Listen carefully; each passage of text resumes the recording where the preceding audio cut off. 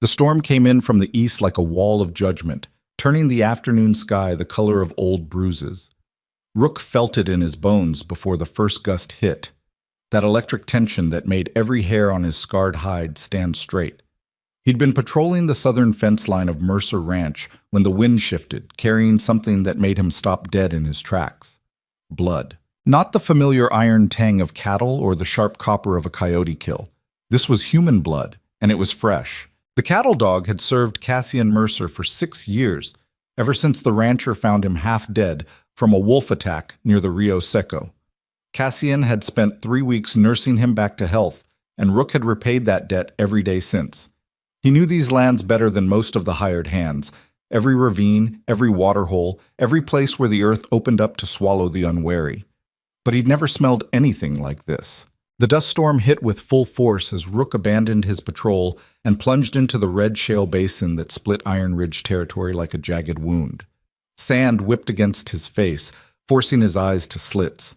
Thunder rolled overhead, promising rain that would probably never come. The drought had lasted 3 years now, turning the territory into a tinderbox where one spark could consume everything. Rook pressed forward, nose to the ground, following the scent through the labyrinth of stone and shadow. The canyon walls rose on either side of him, ancient rock carved by rivers that had died 1,000 years ago. This was dangerous country even in good weather, the kind of place where rattlesnakes outnumbered people 10 to 1 and flash floods could materialize from clear skies. During a storm like this, only a fool or something desperate would be out here. The blood trail led him deeper into the basin, past weathered petroglyphs and the bleached bones of cattle that had wandered too far from water. Rook's paws left prints in the red dust that vanished almost as quickly as he made them. The wind howled through the rocks like something alive and angry. Then he saw her. She was crumpled against the base of the canyon wall like a broken doll someone had tossed aside. Her dress, what remained of it, had once been blue, the kind of simple cotton that working women wore. Now it was torn and stained dark with blood and dirt. Her face was turned away from him, brown hair matted with dust and something worse. Rook approached cautiously, his combat instincts warring with his training. The scent of blood was overwhelming now, mixed with gunpowder and something acrid he couldn't identify. She wasn't moving, might already be dead. Then her chest rose, just barely. A shallow breath that might have been her last. Rook moved closer and pressed his cold nose against her hand. Her fingers were torn and bleeding, nails broken like she'd tried to claw her way through stone itself. The dog whined low in his throat, a sound of distress he rarely made. Her eyes opened. They were dark brown, almost black, and filled with a pain that went deeper than any physical wound. She looked at him without surprise, as if finding a scarred cattle dog in the middle of a dust storm was the most natural thing in the world. Her lips moved. No sound came out at first, just a whisper of breath that the wind tried to steal. Rook leaned closer, his ear nearly touching her mouth. "Don't!" Her voice was raw, barely human. "Don't leave." Then her eyes rolled back and consciousness slipped away from her like water through cupped hands. Rook stood there for maybe 5 seconds, processing. He'd found injured calves before, even helped pull a ranch hand from a collapsed mine shaft once. But this was different. This woman hadn't gotten lost on a pleasure ride. Someone had hurt her badly and left her here to die. The dog made his decision. He threw back his head and howled into the storm, a long, piercing cry that cut through the wind like a knife. Then he turned and ran. 15 miles separated the Red Shale Basin from the heart of Mercer Ranch. Rook covered them in less than 2 hours, pushing his scarred body harder than he had in years. The storm raged around him, lightning splitting the sky and thunder shaking the ground. Rain finally came in scattered drops that turned the dust to mud beneath his paws. He burst through the main gate just as the ranch hands were securing the barns for the night. A young cowboy named Pete nearly shot him, mistaking the mud-covered animal for a wolf in the failing light. "Jesus, Rook!" Pete lowered his rifle, heart pounding. "Where the hell have you been? Boss has been asking about you." Rook didn't slow down. He shot past Pete and headed straight for the main house, a sprawling structure of wood and stone that sat at the center of the ranch like a fortress. Light glowed in the windows, warm and inviting against the storm-dark evening. The dog took the porch steps in 2 bounds and started barking at the heavy oak door. Not his usual alert bark. This was frantic, desperate, the kind of sound that demanded immediate attention. Inside, Cassian Mercer was finishing his evening whiskey when he heard the commotion. He set down the glass, frowning. Rook was many things, but undisciplined wasn't one of them. The dog never made noise without reason. Cassian opened the door and Rook nearly knocked him over trying to get inside. The rancher caught himself on the doorframe, staring down at his dog with growing concern. "What's gotten into you?" But he could see it in Rook's eyes. That same look he'd had years ago when he found the mineshaft collapse, when he'd led Cassian through 2 miles of darkness to save Tommy Chen's life. This wasn't panic. This was purpose. "Show me," Cassian said quietly. They rode out together 15 minutes later, Cassian on his black stallion Nero with Rook racing ahead through the mud and rain. The storm was beginning to break, clouds tearing apart to reveal stars scattered across the night sky like broken glass. Cassian Mercer was 42 years old, though most days he felt older. The territory had a way of aging a man from the inside out. He'd built his empire through hard work and harder choices, turning a modest inheritance into one of the largest cattle operations west of the Rio Grande. 20,000 head of cattle, 50 hired hands, land stretching from the Iron Ridge to Black Valley and beyond. But wealth hadn't brought him peace. His wife Elena had died 8 years ago during a robbery attempt in town. Wrong place, wrong time, a stray bullet that ended everything good in his life. They'd never caught the men who did it. Cassian had spent 2 years hunting them himself, driven by rage and grief, until he realized the pursuit was consuming what little humanity he had left. So he'd buried himself in the ranch instead, turning love into profit and pain into power. He rarely went to town anymore, rarely spoke to anyone beyond what business required. The hands respected him, but they didn't know him. Not really. Even his foreman, Marcus Cole, who'd worked for the Mercer family since Cassian was a boy, had to knock twice before entering his presence. He'd become exactly what the territory demanded, a wealthy, isolated king ruling over an empire of dust and blood. Rook led him into the canyon system, moving with absolute certainty despite the darkness. Cassian followed, his rifle ready across his saddle. He'd learned long ago not to ride into unfamiliar territory unprepared. The storm had turned the basin treacherous, flash flood warnings written in every gully and wash. They found her just after midnight.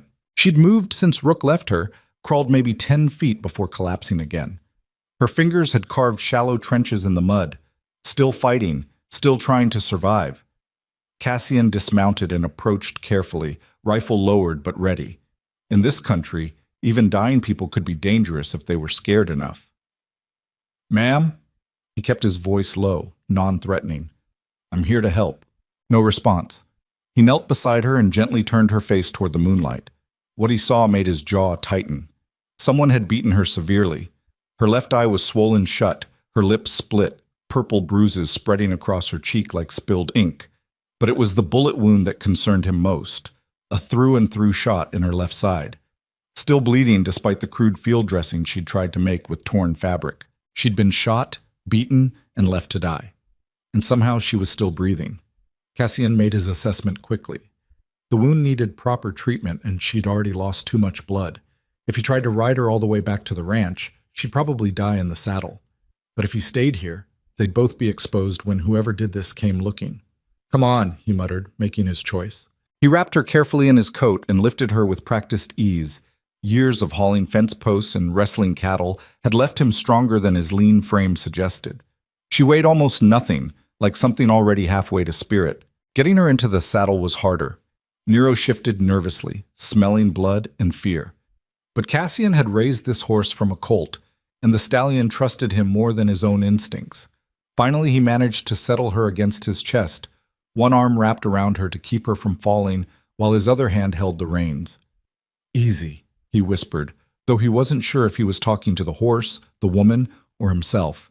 Rook led them back toward home through the breaking storm, and Cassian tried very hard not to think about the last time he'd held a dying woman in his arms. They reached the ranch just before dawn.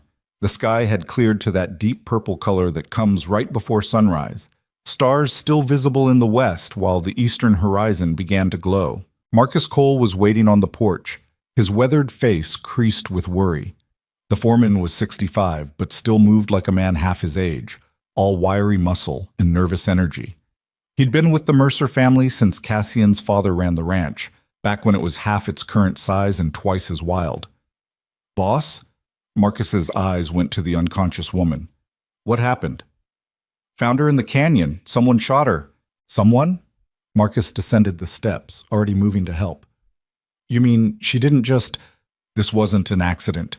Cassian's voice was flat, cold. "Get Doc Morrison, now." Marcus hesitated just for a second. "Boss, Doc Morrison's in Silver Creek. That's a 4-hour ride." "Then you better hurry." The foreman nodded and headed for the stables at a run. Cassian carried the woman inside, past the grand entrance hall with its chandelier and polished wood, up the curved staircase to one of the guest rooms on the second floor. The room hadn't been used in years. Dust covers still draped the furniture. But the bed was solid and the lock on the door still worked.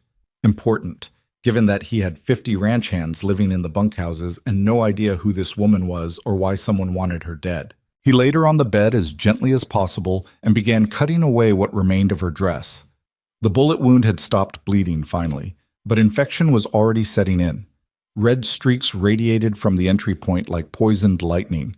He'd seen enough bullet wounds to know this one could still kill her if it wasn't cleaned properly. Cassian worked methodically, the way his father had taught him. Boil water, clean cloth. Whiskey for the wound, the good stuff, not the rotgut they served in the saloons. He'd learned battlefield medicine during a brief stint with a cattle drive that turned violent near the Mexican border. Enough to keep a man alive until proper help arrived. Hopefully enough to keep her alive too. She never woke during the process, even when he poured whiskey directly into the wound. Her fever was climbing, skin hot to the touch. Cassian finished bandaging her and then just sat there, watching her chest rise and fall. Who was she? What had she been running from? And the question that bothered him most, would whoever did this come looking for her here? Rook settled on the floor beside the bed, his scarred head resting on his paws. The dog hadn't left her side since they arrived. Some instinct told him this woman needed protecting, and Rook had never been wrong about these things. Cassian finally stood, his back aching from hours in the saddle. "Watch her," he told the dog, unnecessarily. Then he locked the door from the outside and headed downstairs to wait for Doc Morrison, and to figure out what the hell he'd just brought into his life. Dr. James Morrison arrived at noon, his medical bag in one hand and his usual expression of barely concealed annoyance on his weathered face. The doc was 70 if he was a day, with hands that shook just slightly until he touched a patient. Then they became steady as bedrock.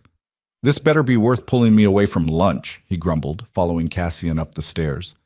Mary was making her famous stew. Bullet wound, fever, infection setting in. Morrison's complaints stopped immediately. He'd been a battlefield surgeon during the war, back when the territory was even more lawless than it was now. He'd seen things that would break most men, and it had left him with zero tolerance for foolishness, but infinite patience for genuine suffering. They entered the guest room together. The woman hadn't moved, still locked in whatever fever dream held her. Morrison set down his bag and began his examination with the brisk efficiency of a man who'd performed this ritual 10,000 times. "Who is she?" he asked, checking her pulse. "No idea." "Where'd you find her?" "Red Shale Basin. My dog brought me to her." Morrison glanced at Rook, who watched the proceedings with intense focus. "Smart dog. She'd be dead if he hadn't. Probably will be anyway, unless that fever breaks."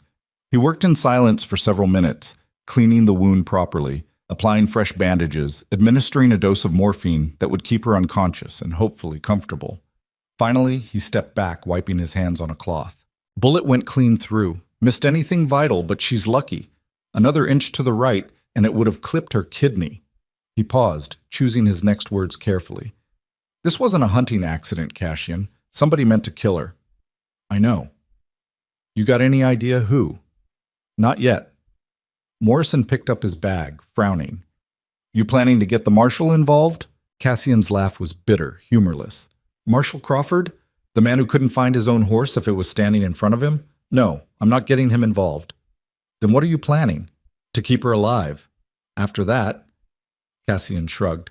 "After that, we'll see." The doctor studied him for a long moment, seeing something in the younger man's face that made him sigh.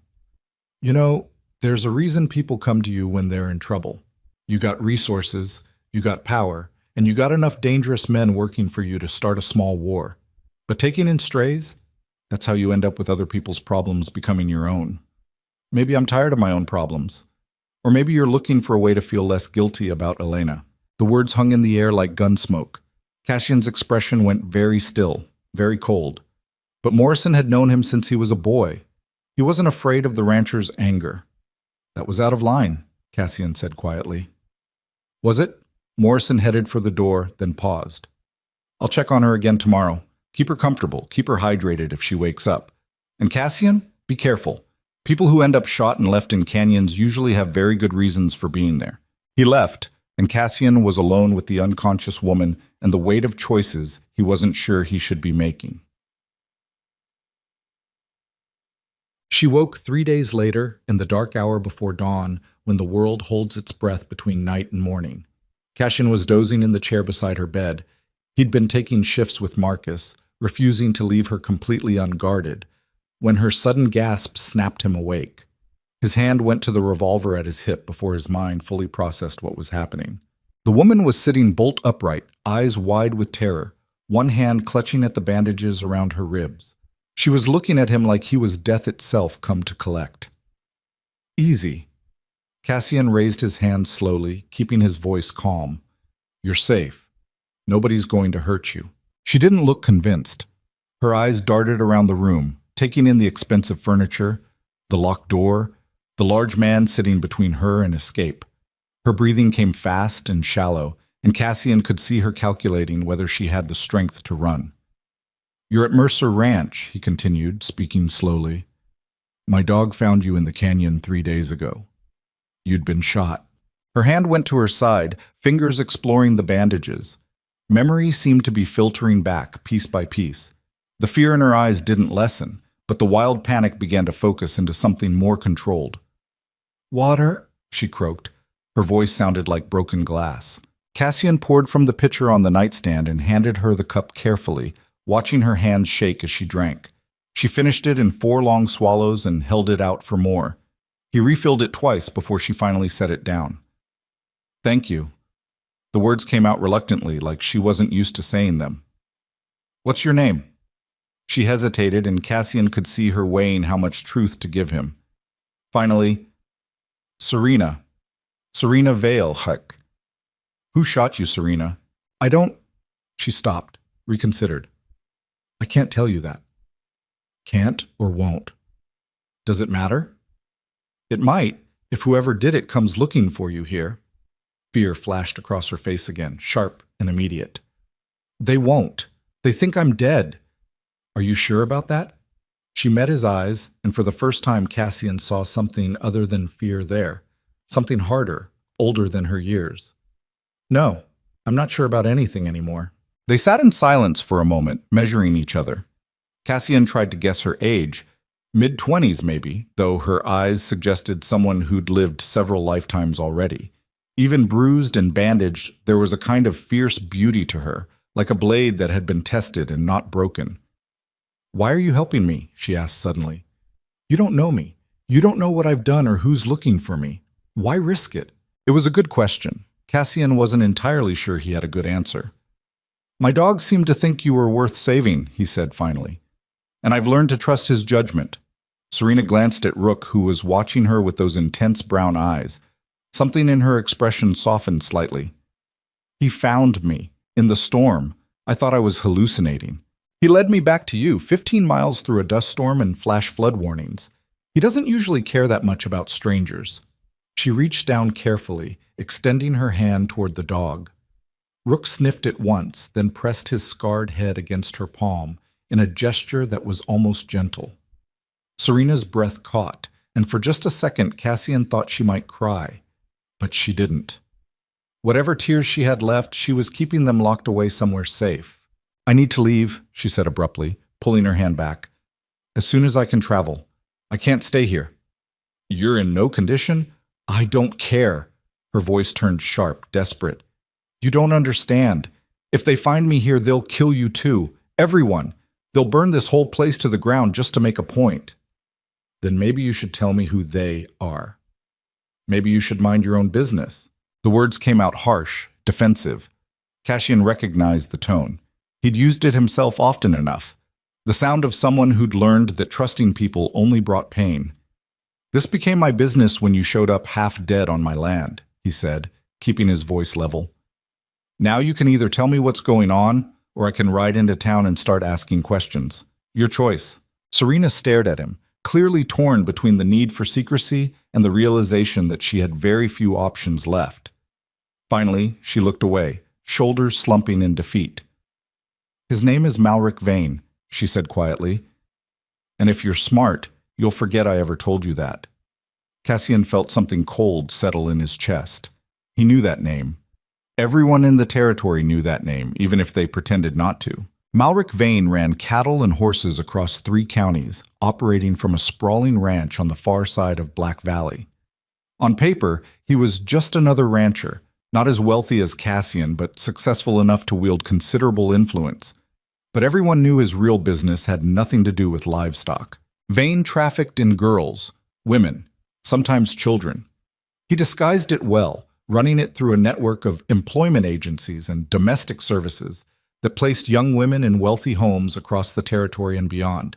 But the women rarely came back from those placements, and the ones who tried to leave Vane's operation tended to disappear. The law knew, the marshals knew, the mayors and sheriffs and judges all knew, but Vane had money and connections, and in the territory, those 2 things could buy almost anything, including silence. You worked for him, Cassian said. It wasn't a question. Serena's jaw tightened. I was sold to him. There's a difference. How? My father had debts. Gambling, mostly. When he couldn't pay, Vane offered him a solution. 1 year of my service would clear everything. Her laugh was bitter, broken. My father said yes before I even knew what was happening. By the time I understood what I'd been sold into, it was too late. How long ago was this? 3 years. 3 years. Cassian tried to imagine it. 3 years trapped in whatever hell Vane had created, surrounded by men who saw women as property to be used and discarded.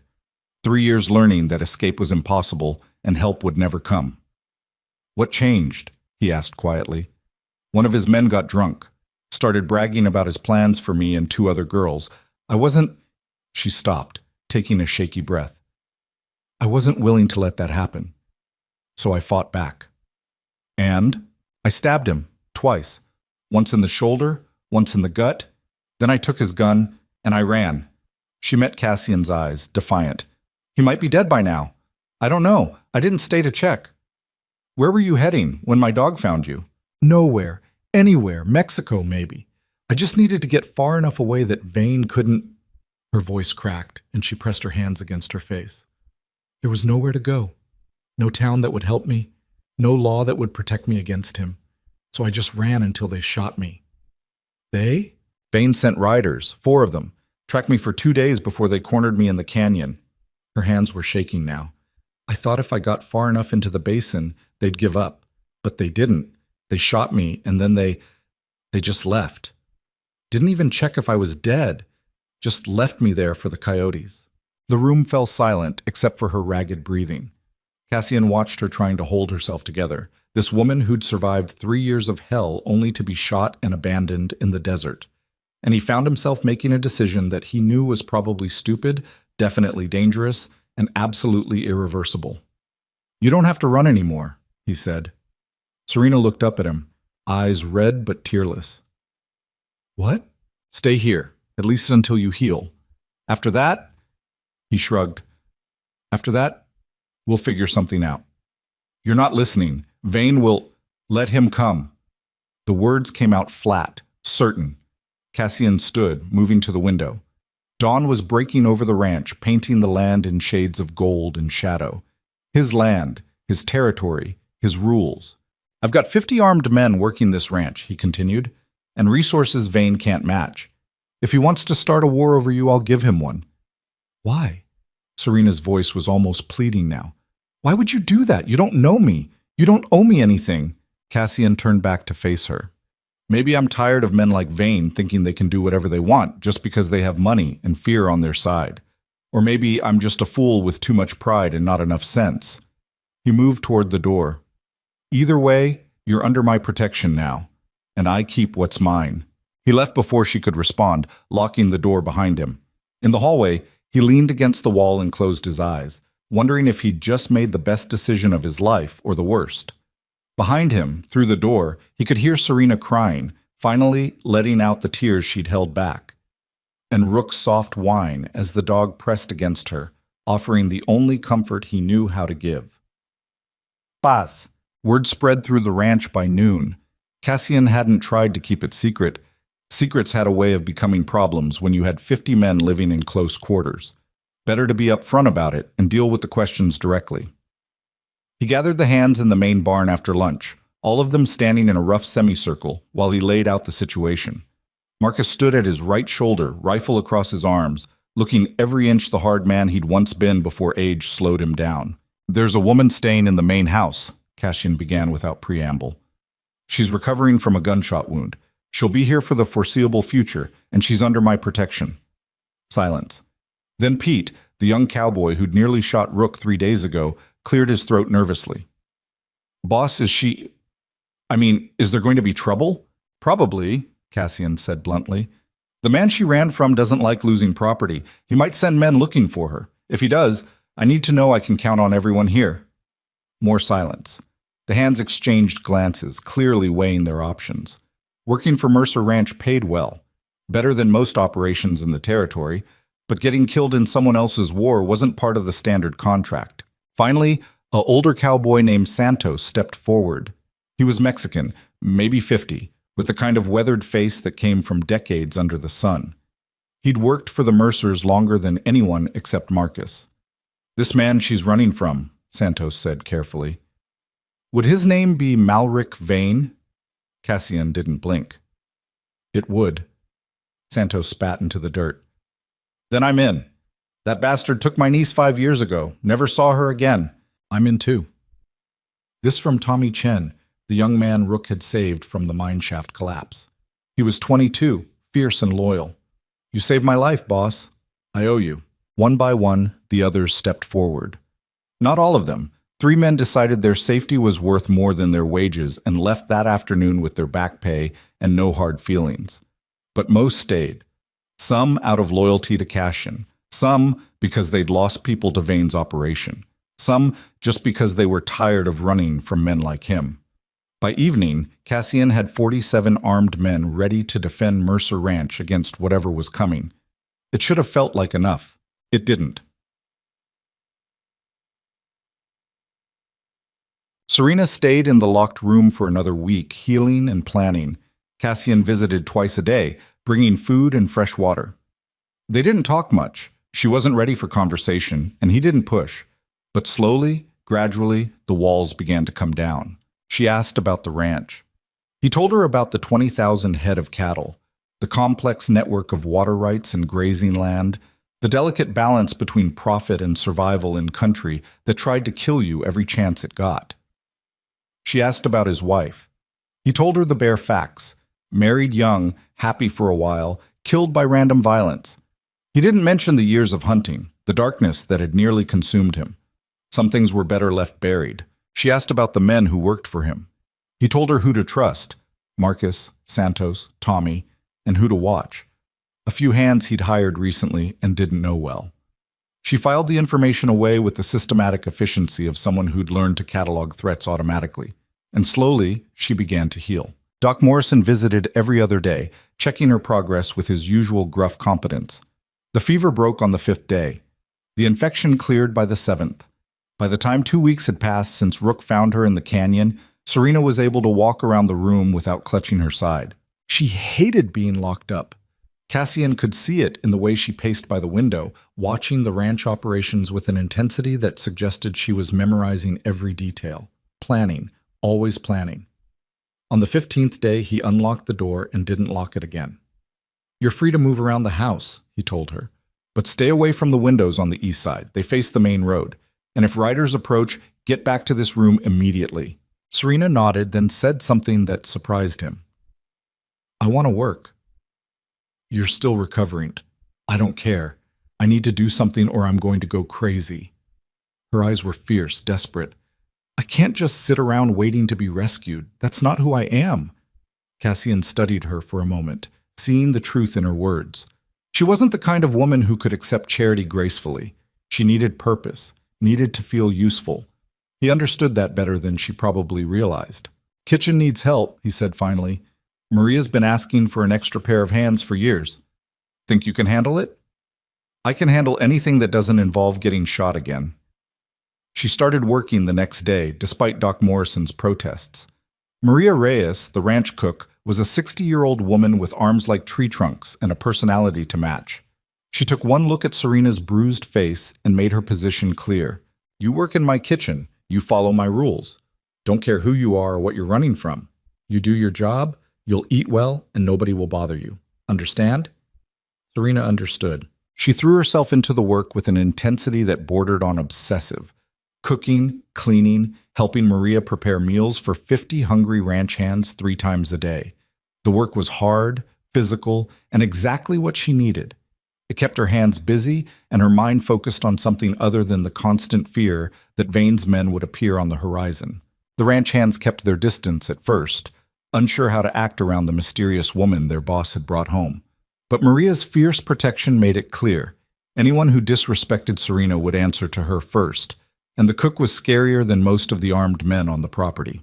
Gradually, they began to accept her presence. Santos would nod politely when he came for breakfast. Tommy Chen started leaving wildflowers on the kitchen windowsill. Even Pete, who'd been skeptical about the whole situation, warmed up after Serena stitched up a nasty cut on his hand with the steady confidence of someone who'd done it many times before. But it was Rook who stayed closest to her. The scarred cattle dog barely left her side, following her from kitchen to main house and back again like a faithful shadow. At night, he slept on the floor beside her bed, one ear always raised for sounds of danger. That dog loves you more than his own master, Maria observed one afternoon, watching Rook press against Serena's leg as she kneaded bread dough. He saved my life, Serena said quietly. I think he just wants to make sure nobody tries to end it again. 3 weeks after arriving at Mercer Ranch, Serena realized she hadn't thought about running in almost 5 days. It should have felt like a relief. Instead, it terrified her. Otsek. The first warning came on a Tuesday morning in late autumn. Santos was riding fence line along the eastern border when he spotted them. 3 riders, watching from a distant ridge, too far away to identify, but close enough to make their presence known. They sat there for maybe 20 minutes, then turned and rode back the way they'd come. Santos reported to Cassian immediately. They're scouting, the older cowboy said, his expression grim. Testing your borders, seeing how you react. Cassian stood on the porch of the main house, staring toward the eastern ridge, even though the riders were long gone. How long do we have? Not long. Days, maybe. A week, if we're lucky. Double the patrols and tell the men to ride armed and in pairs. Nobody goes out alone. Santos nodded and turned to leave, then paused. Boss, what are you going to do if Vane shows up himself? I'm going to tell him the same thing I'd tell anyone else. This is my land, and she's under my protection. If he doesn't like it, he can leave or he can die. His choice. The foreman studied him for a long moment. You know he won't leave. I know. After Santos left, Cassian found Serena in the kitchen, helping Maria prepare lunch. She looked up when he entered, and something in his expression made her set down the knife she'd been using to chop vegetables. They found me, she said. Not a question. Riders on the eastern ridge, scouting party probably. All the color drained from her face. I need to leave, now, before... No. Cassian, you don't understand. I understand perfectly. He moved closer, lowering his voice so Maria wouldn't overhear. You run now. You'll be dead within a week. Vane's got people everywhere. Your only chance is to stay here, behind walls and armed men who actually give a damn whether you live or die. I won't let you die for me. Her voice was shaking. I won't let anyone else die because of my choices. Then maybe it's time you started making different choices. He left before she could argue, heading upstairs to the gun safe in his study. If Vane wanted a war, Cassian would give him one, but on his terms, with his rules, on land he knew better than his own heartbeat. Behind him, Serena stood frozen in the kitchen, caught between the instinct to run and the growing realization that maybe, for the first time in 3 years, she didn't have to. Maria put a weathered hand on her shoulder. That man's got more money than sense sometimes, but his heart's in the right place. His heart's going to get him killed. Maybe. Or maybe you're both finally worth dying for something that matters. The old woman returned to her cooking, leaving Serena to wrestle with the weight of that statement. Worth dying for. 3 years ago, she'd been property, a debt to be paid, a body to be used and discarded. Now she was something someone would risk everything to protect. She didn't know how to process that. Outside, the autumn wind picked up, carrying the scent of distant rain and closer smoke. Storm clouds gathered on the horizon, dark and promising violence. And somewhere out there, Malric Vane was coming. The war hadn't started yet, but it was close enough to taste. The second warning came 3 days later, and this time it wasn't subtle. Marcus found the dead calf at sunrise, its throat cut clean and professional. The animal had been dragged to the main gate and left there like a calling card, blood soaking into the dust. Carved into the dirt beside it were 2 words, "Return her." Cassian stood over the carcass, his face expressionless while rage built like pressure behind his ribs. Around him, the mourning crew had gathered in a tense semicircle, their hands resting on rifle stocks and revolver grips. The message was clear enough that even the dumbest ranch hand understood what it meant. "Boss?" Tommy Chen's voice was tight. "What do you want us to do?" "To bury it, then scrub that gate clean." Cassian turned away from the blood, his jaw set. "And double the night watch. If they're bold enough to come this close, they'll be back." He found Serena in the kitchen an hour later, kneading bread dough with more force than necessary. Her knuckles were white, flour dusted across her forearms like war paint. She didn't look up when he entered, but her shoulders tensed in a way that said she already knew. "They killed one of your cattle," she said flatly. "Yes. Because of me. Because they're trying to scare us. There's a difference." Cassian leaned against the doorframe, watching her work. "How'd you hear about it?" "Maria told me. She was trying to be gentle, but I'm not stupid." Serena slammed the dough against the counter, hard enough to make the flour jar rattle. "This is exactly what I said would happen. They're going to keep pushing until someone dies, and it'll be my fault. Nobody's died yet." "Yet?" She finally looked at him, and her eyes were fierce with something between anger and desperation. "You need to let me go, Cassian, before this gets worse." "No." "Why?" The word came out almost like a scream. "Why are you being so stubborn about this? I'm not worth—" "Don't!" His voice cut through her protest like a blade. "Don't tell me what you're worth. Vane spent 3 years convincing you that you're property, that you don't matter, that nobody would risk anything to help you. I'll be damned if I let him keep controlling you, even from a distance." Serena stared at him, something raw and unguarded flickering across her face before she could hide it.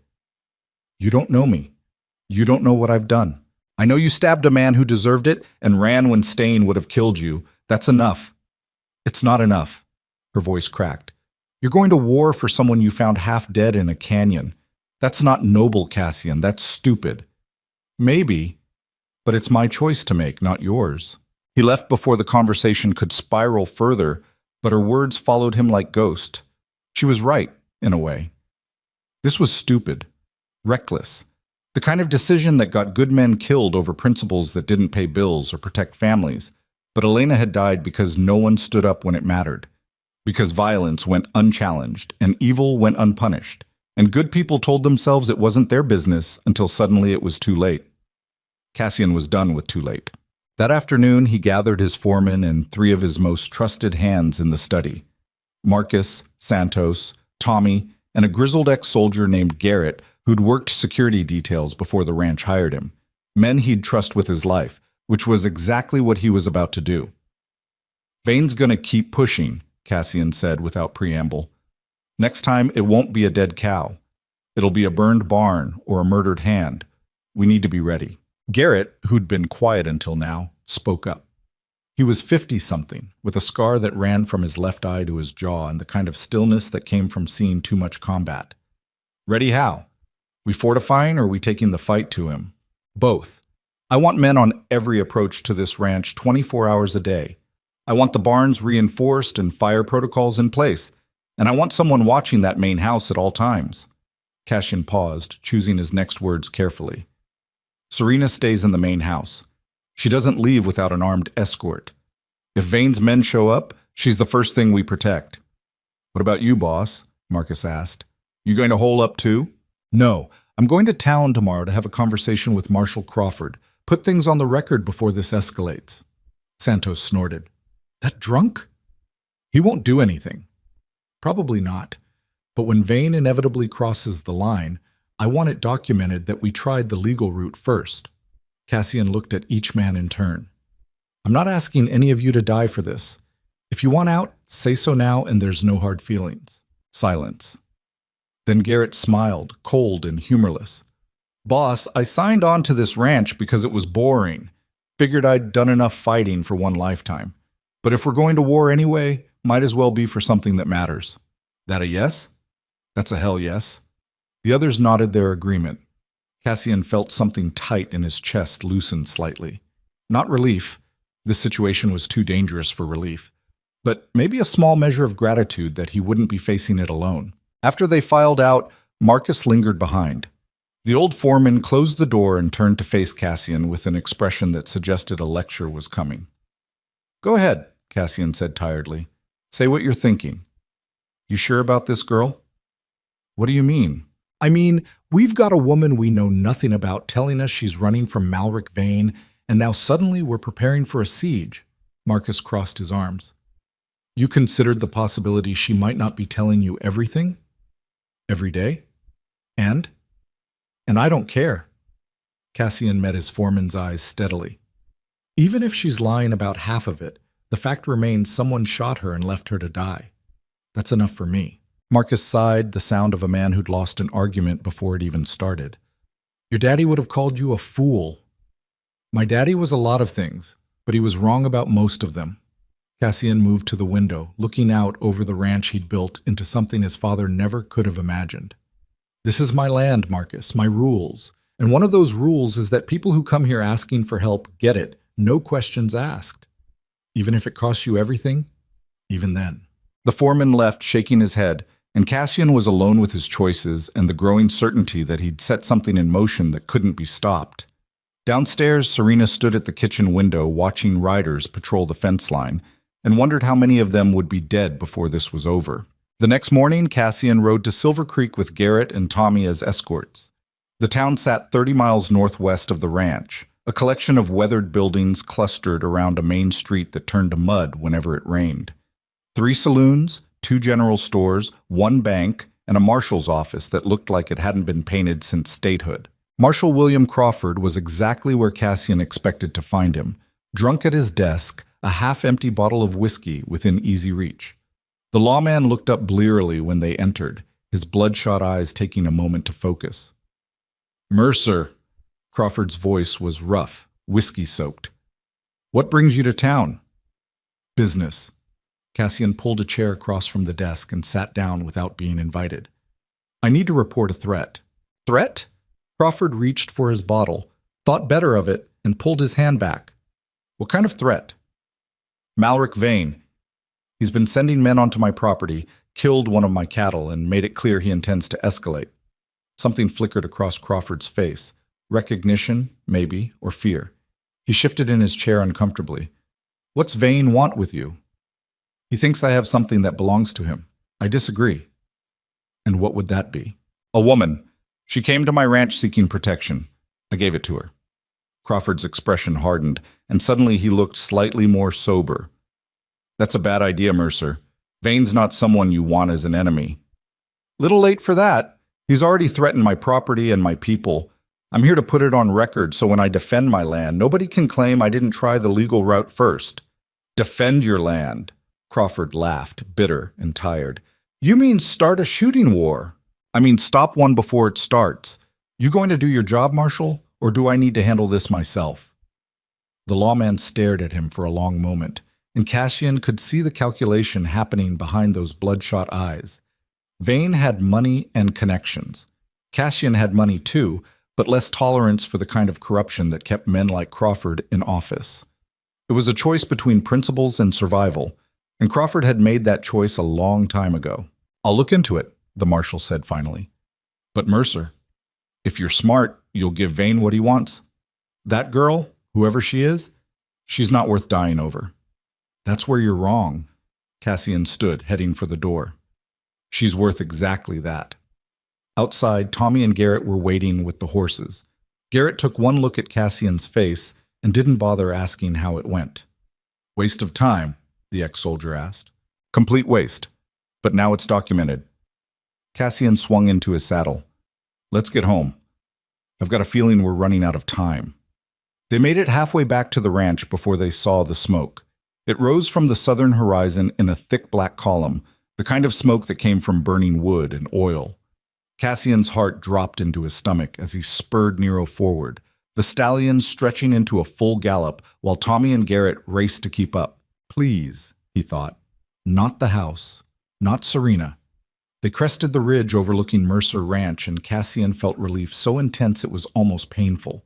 The main house still stood, untouched, but one of the outer barns, the oldest one used mostly for storage, was engulfed in flames. Ranch hands swarmed around it like ants, forming bucket lines from the well and trying desperately to contain the fire before it spread. Marcus was shouting orders, directing men to wet down the nearby structures while others worked to move horses away from the heat and smoke. Cassian dismounted before Nero had fully stopped, joining the fire line without a word. The heat was tremendous, scorching his face and arms even from 20 feet away. They worked for 2 hours straight, pouring water on flames that seemed determined to consume everything in reach. By the time they got it under control, the barn was a total loss. Just a skeleton of blackened timber and ash. 3 horses had been inside, but the hands had managed to get them out before the smoke killed them. No human casualties. Could have been much worse.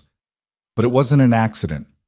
Santos found the evidence near the back wall, a broken oil lamp that had been deliberately placed among hay bales. Someone had come onto the property, set the fire, and vanished before anyone noticed. Vane, Marcus said flatly, examining the lamp. Has to be. Could be anyone, Cassian countered, but he didn't believe it. Boss, we had men patrolling. How'd someone get past them? That was the question that made Cassian's blood run cold. They'd doubled security, put experienced men on watch, and someone had still slipped through like a ghost, which meant either they had a weakness in their defenses, or Vane had people who knew this ranch better than they should.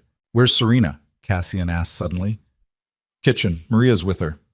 He left Marcus to organize the cleanup and headed for the main house at a near run. His hands were blackened with soot and ash, his shirt soaked with sweat and water from the bucket line. He burst through the kitchen door with more force than necessary. Serena was standing at the counter, a butcher knife gripped in her white-knuckled hand. Maria stood slightly behind her, also armed, with a cast-iron skillet that looked like it could brain a bull. Both women were staring at the door like they expected an army to come through it. When they saw Cassian, the tension broke slightly. Serena lowered the knife but didn't set it down. I heard the fire, she said. Her voice was steady, but her face was pale. I thought... It was the south barn, storage mostly, no one hurt. Cassian moved to the sink, scrubbing ash from his hands. They got past our patrols somehow, said it deliberately. I told you. Serena's voice went flat, emotionless. I told you this would happen. And I told you we'd handle it. A barn this time. What's next? The house? The bunkhouses? She slammed the knife down on the counter hard enough to leave a mark. How many buildings have to burn before you admit this is insane? Maria cleared her throat diplomatically. I'll just give you two some privacy. She left before either of them could object, taking her skillet with her. Alone, Cassian and Serena faced each other across the kitchen, like opposing forces weighing the cost of collision. You want me to send you away, Cassian said finally. Back out there with no money, no protection, and Vane's men hunting you. That's your plan? Better than watching everyone around me die. No one's died. Yet. She pressed her hands flat on the counter, leaning forward. You keep saying that word like it's a shield. Like if you just keep everyone alive long enough, somehow this will work out. But it won't, Cassian. Men like Vane don't stop. They don't compromise. They take what they want and they burn everything else to the ground. Then let him burn. Cassian's voice was quiet but hard as stone. Let him come with his men and his threats and his fire. Let him find out what happens when he pushes a man who's got nothing left to lose. You have everything to lose. This ranch, your people, are exactly what I'm protecting. You think if I give you up, Vane just goes away? He'll see weakness. He'll know he can threaten me into anything. This ranch will never be safe again." Serena stared at him, and something in her expression shifted. "This isn't about me at all, is it? This is about you, about proving something." The words hit closer to truth than Cassian wanted to admit. Maybe she was right. Maybe this was about Elena, about failing to save her and spending years drowning in that guilt. Maybe it was about building an empire and discovering that wealth meant nothing when you were completely alone. Or maybe it was simpler than that. Maybe he was just tired of bad men getting away with terrible things because good people were too scared to stop them. "Believe whatever you want," he said, "but you're staying, and we're fighting." End of discussion. He left before she could argue, heading upstairs to clean up and change. Behind him, Serena stood in the kitchen, surrounded by the smell of smoke and ash, torn between gratitude and fury and the growing terror that everyone she was beginning to care about would end up dead because of her. The days that followed had the brittle tension of a storm building on the horizon. Cassian increased security until the ranch resembled an armed camp. Men rode in rotating shifts, checking fence lines and watching the roads. The main house got reinforced shutters on the first-floor windows. A bell system was installed so anyone spotting trouble could raise the alarm instantly. And every hand on the property started wearing a sidearm, even the ones who'd never fired a gun in anger before. Serena, for her part, refused to be treated like fragile cargo. When Cassian tried to confine her to the house, she ignored him. When Marcus suggested she stay in her room during patrols, she showed up in the kitchen before dawn to help Maria prepare breakfast. "That girl's got more stubbornness than sense," Maria observed one morning, watching Serena knead bread with mechanical precision. "Reminds me of you, boss." "That's not a compliment," Cassian replied. "Wasn't meant as one." But Maria was right. Serena had a kind of relentless determination that refused to bend even when bending might save her life. She'd spent 3 years surviving in Vane's operation, learning to read threats and react to danger before it fully materialized. That kind of experience didn't just vanish because she was somewhere safer. Now. One afternoon, Garrett found her in the barn practicing with a rifle. The ex-soldier stopped in the doorway, watching as she worked the lever action, aimed at a makeshift target, and fired. The shot went wide, missing by at least 2 feet. She cursed, ejected the spent cartridge, and tried again. "Your stance is wrong," Garrett said, stepping forward. Serena spun toward him, rifle partially raised before she recognized him. Then she lowered it, embarrassed. "Sorry, I thought, smart to be jumpy. Stupid to practice alone where no one can hear you scream if trouble shows up." He moved beside her, professional and distant. "But since you're here anyway, let's make sure you can actually hit what you're aiming at." They spent the next hour working on fundamentals. Garrett was a patient teacher, correcting her grip and stance without making her feel incompetent.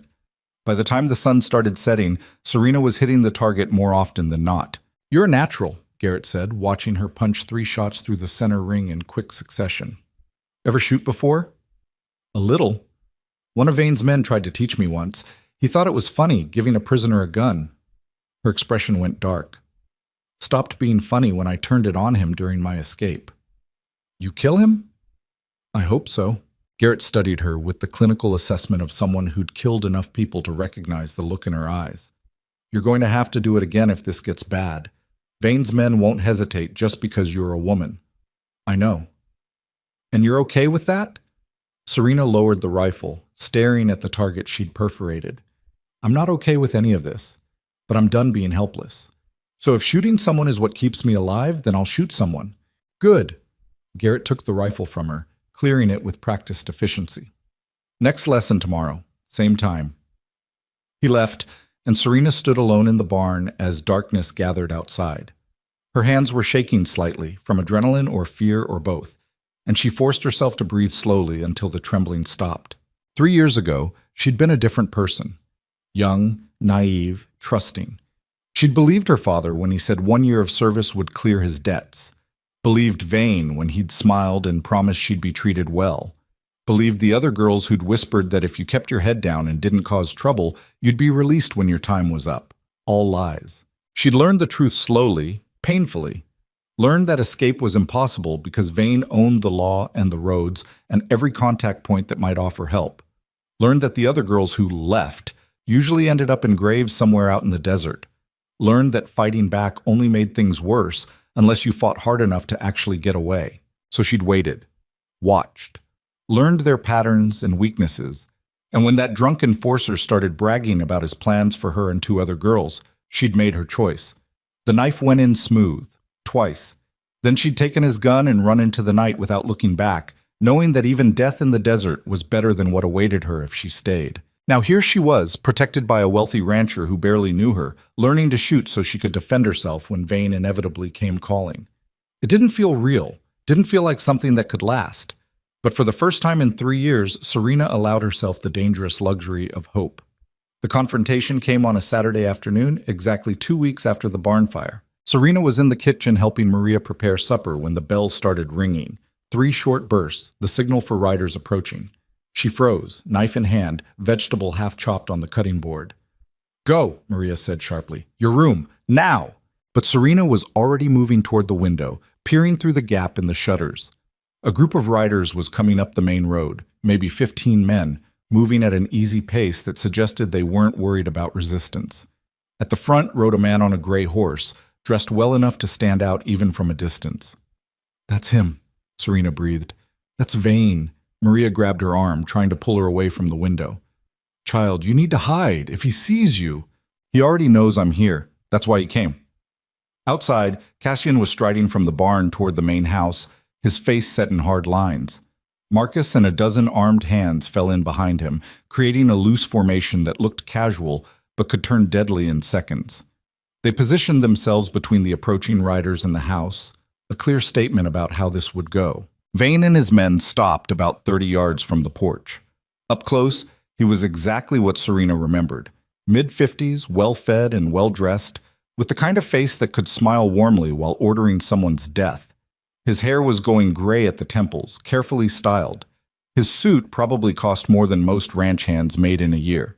He looked like a successful businessman, respectable, trustworthy. It was all a mask. "Cassian Mercer," Vane called out, his voice carrying easily across the distance. "We need to talk." "So talk." Cassian's hand rested casually on his revolver. "But know that every man here has you and yours in their sights." Vane smiled, not bothered in the slightest. "No need for threats. I'm here on friendly business." "Burning my barn isn't friendly. An unfortunate accident. My men get overzealous sometimes." The smile never wavered. "But that's not why I'm here. I'm here about the girl." "What girl?" "Don't play stupid. You know exactly who I mean. Serena Vale. She belongs to me." "Nobody belongs to you." Cassian's voice went cold. "She came here asking for protection. I gave it to her. Very noble. But you're interfering in my business, and I don't appreciate it." Vane shifted in his saddle, making a show of looking around at the ranch. "You've built something impressive here. 20,000 head of cattle, I hear. Profitable operation. Be a shame if something happened to it." "Is that a threat?" "It's a reality. The girl escaped from my employ. She stabbed one of my men, might have killed him. Under territory law, I have every right to recover my property and seek compensation for damages. Territory law doesn't recognize human trafficking, Vane, and that's what you're running, no matter how you dress it up." The smile finally cracked just slightly. "Careful, Mercer. You're making accusations you can't prove."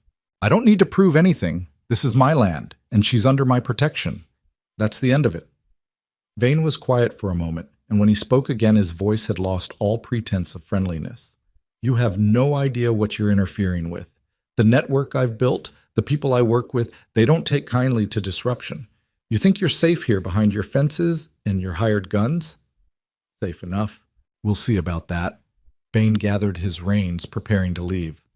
"I'm giving you one chance, Mercer. One chance to avoid a war you can't win. Return the girl within 48 hours, or I'll come back and take her, and I won't be so polite next time."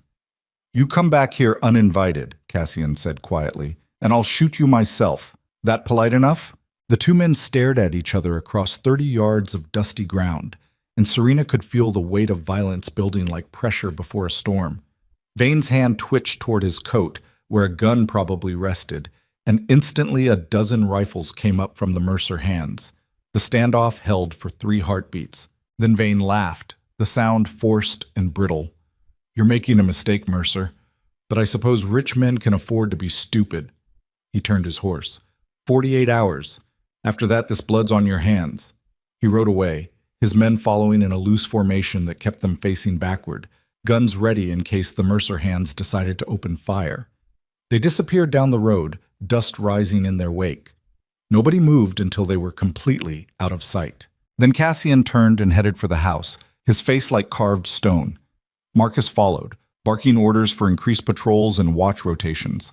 The hands dispersed, nervous energy converting into purposeful action. Inside, Serena was still standing at the window when Cassian entered the kitchen. She turned to face him, and he could see she'd been crying, silent tears that left tracks through the flour dust on her cheeks. "I'm sorry," she whispered. "I'm so sorry. This is all, don't." He crossed the distance between them in 3 strides. "Don't you dare apologize for surviving. Don't you dare apologize for refusing to be property." "But he's going to do exactly what I expected him to do, and we're going to be ready." Serena shook her head, fresh tears spilling over. "You heard him. He's got connections, resources. You can't fight that. Watch me." "Cassian, please. I can't watch you die for me. I can't carry that." Her voice broke completely. "Just let me go. I'll disappear. Mexico, California, somewhere he'll never find me." "He'll find you. Men like Vane always do." Cassian reached out slowly, carefully, giving her time to pull away. When she didn't, he took her hands in his. They were small and work-roughened, shaking slightly. "You're not alone anymore, Serena. You don't have to keep running." "I don't know how to do this. I don't know how to let people help me." "Then learn, starting right now." She looked up at him, and something in her expression made Cassian's chest tighten. It was vulnerability and defiance mixed together, the look of someone who desperately wanted to believe but had been betrayed too many times to make that leap easily. "Why?" she asked again, the same question she'd been asking since the day she woke up. "Why do you care so much?" He could have given her the simple answer, that he'd made a choice and refused to back down. Could have told her about Elena and the guilt that still woke him in the middle of the night. Could have explained that building an empire meant nothing if you couldn't use that power to protect the people who needed it most. Instead, he told her the truth. "Because you remind me that there's still something worth fighting for in this godforsaken territory. Because you survived 3 years of hell and came out the other side still willing to fight. Because—" He stopped, searching for words. "Because I've spent 8 years isolated in this house, surrounded by wealth that doesn't mean anything, and power I barely use.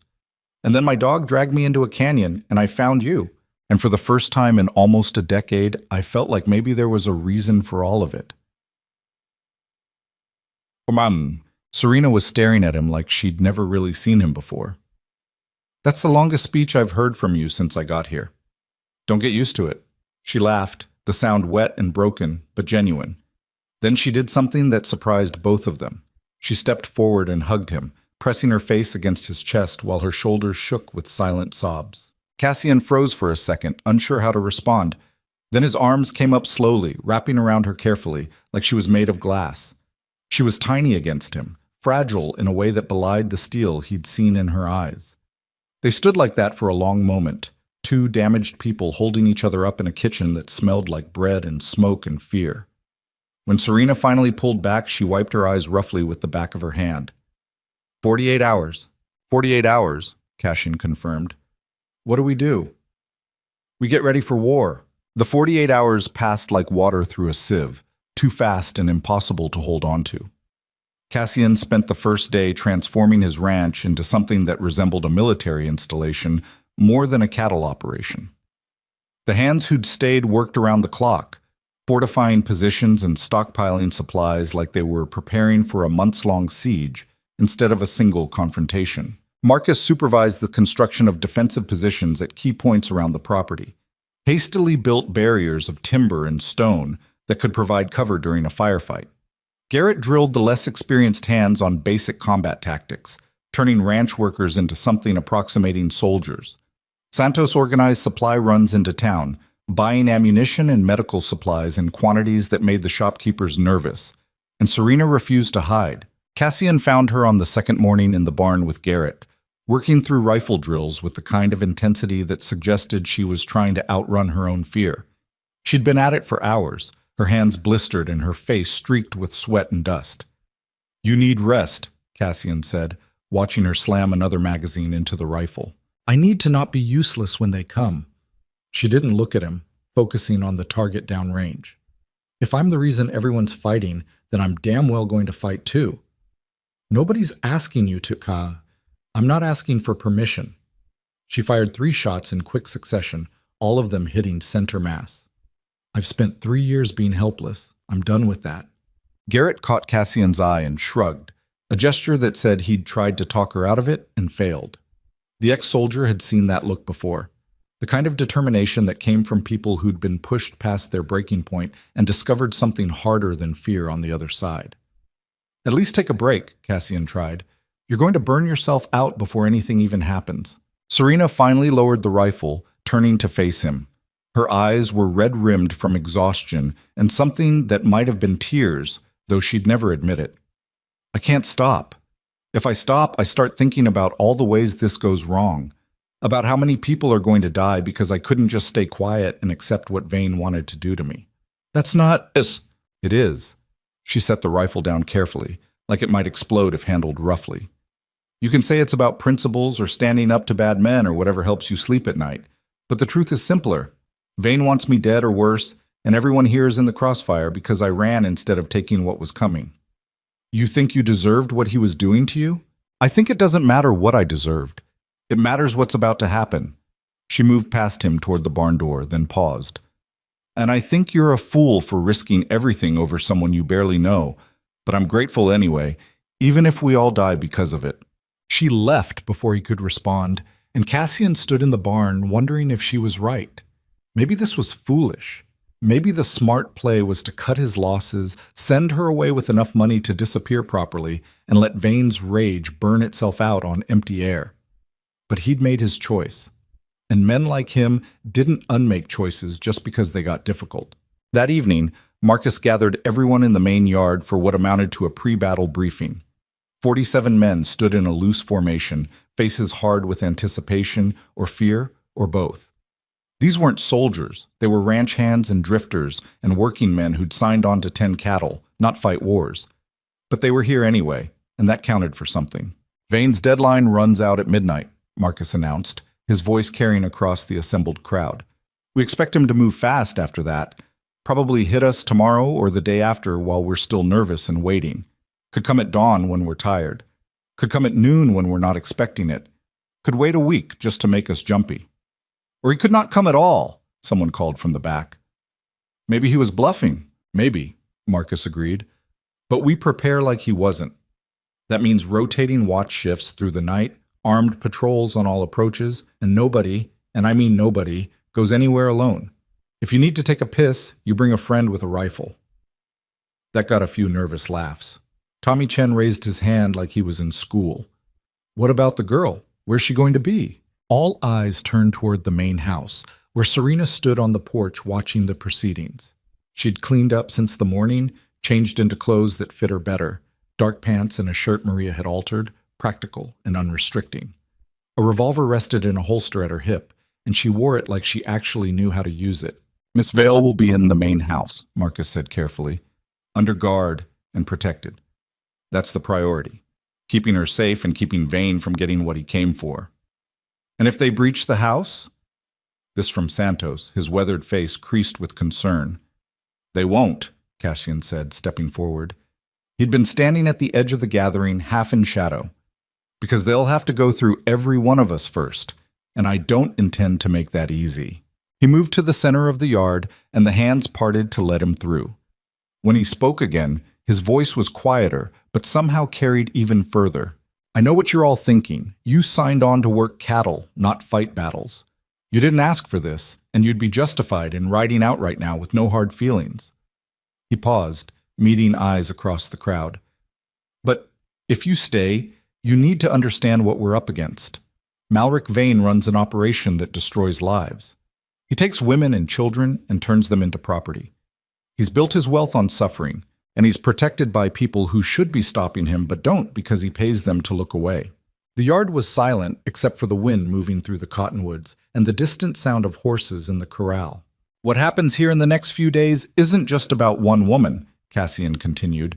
It's about whether men like Vane can do whatever they want without consequences. It's about whether we let fear control us or whether we stand up when it matters. And yeah, it's dangerous. Some of us might die. But I'd rather die fighting for something that matters than live knowing I looked the other way when I could have helped. He let that settle, watching the faces around him processing his words. Then he added, quieter. But like I said, no shame in leaving. I'll pay you what you're owed plus extra for your time. Just make your choice now before the shooting starts. Nobody moved. For a long moment, Cassian thought they'd all bolt, that his speech had accomplished nothing except making them realize how stupid this whole situation was. Then Garrett stepped forward, his scarred face set in hard lines. I'm in, the ex-soldier said simply. Done enough running in my life. Tommy Chen moved next, his young face trying hard to look brave. Me too. Rook saved my life once. Figure I owe him one. Santos spat into the dirt. Already told you, boss. Vane took my niece. Time someone made him pay for it. One by one, the others committed. Not all of them. 3 more decided that survival beat principles and left that night with their wages and Cassian's blessing. But 44 stayed, and that was more than he'd hoped for. When the yard finally cleared and the watch shifts organized themselves, Cassian found Serena still on the porch. She was staring out at the darkening horizon like she could see Vane's approach written in the sunset clouds. You should get some rest, he told her. Tomorrow's going to be hard no matter what happens. I can't sleep. Every time I close my eyes, I see them coming. She turned to look at him, and in the fading light, her face looked younger, more vulnerable. What you said out there, about standing up when it matters, you really believe that? I do. Even if it costs you everything? Especially then, because if I'm not willing to risk what I have for something that matters, then what's the point of having it in the first place? Serena was quiet for a moment, and when she spoke again, her voice was so soft he almost missed it. I don't know how to be worth what you're risking. You don't have to be worth anything. You just have to survive. That's all I've been doing for 3 years. Surviving. I thought if I could just make it through one more day, one more week, eventually something would change. But nothing ever did. Until Rook found me in that canyon. She wrapped her arms around herself against the evening chill. I still don't understand why you're doing this, but I'm starting to believe maybe you actually mean it. I mean it. Then I'm going to do everything I can to make sure you don't regret it. Before Cassian could respond, Rook appeared from somewhere in the gathering darkness, pressing against Serena's leg in that way he had of offering silent comfort. She reached down absently to scratch behind his ears, and the dog's tail wagged once, slowly. They stood there together as full night fell across Mercer Ranch, a wealthy rancher, a runaway girl, and a scarred cattle dog, waiting for violence to find them in the dark. Midnight came and went without incident. Vane's deadline passed into history, and the ranch held its breath waiting for the response. But dawn arrived quiet and cold, nothing moving on the horizon except tumbleweeds and dust devils.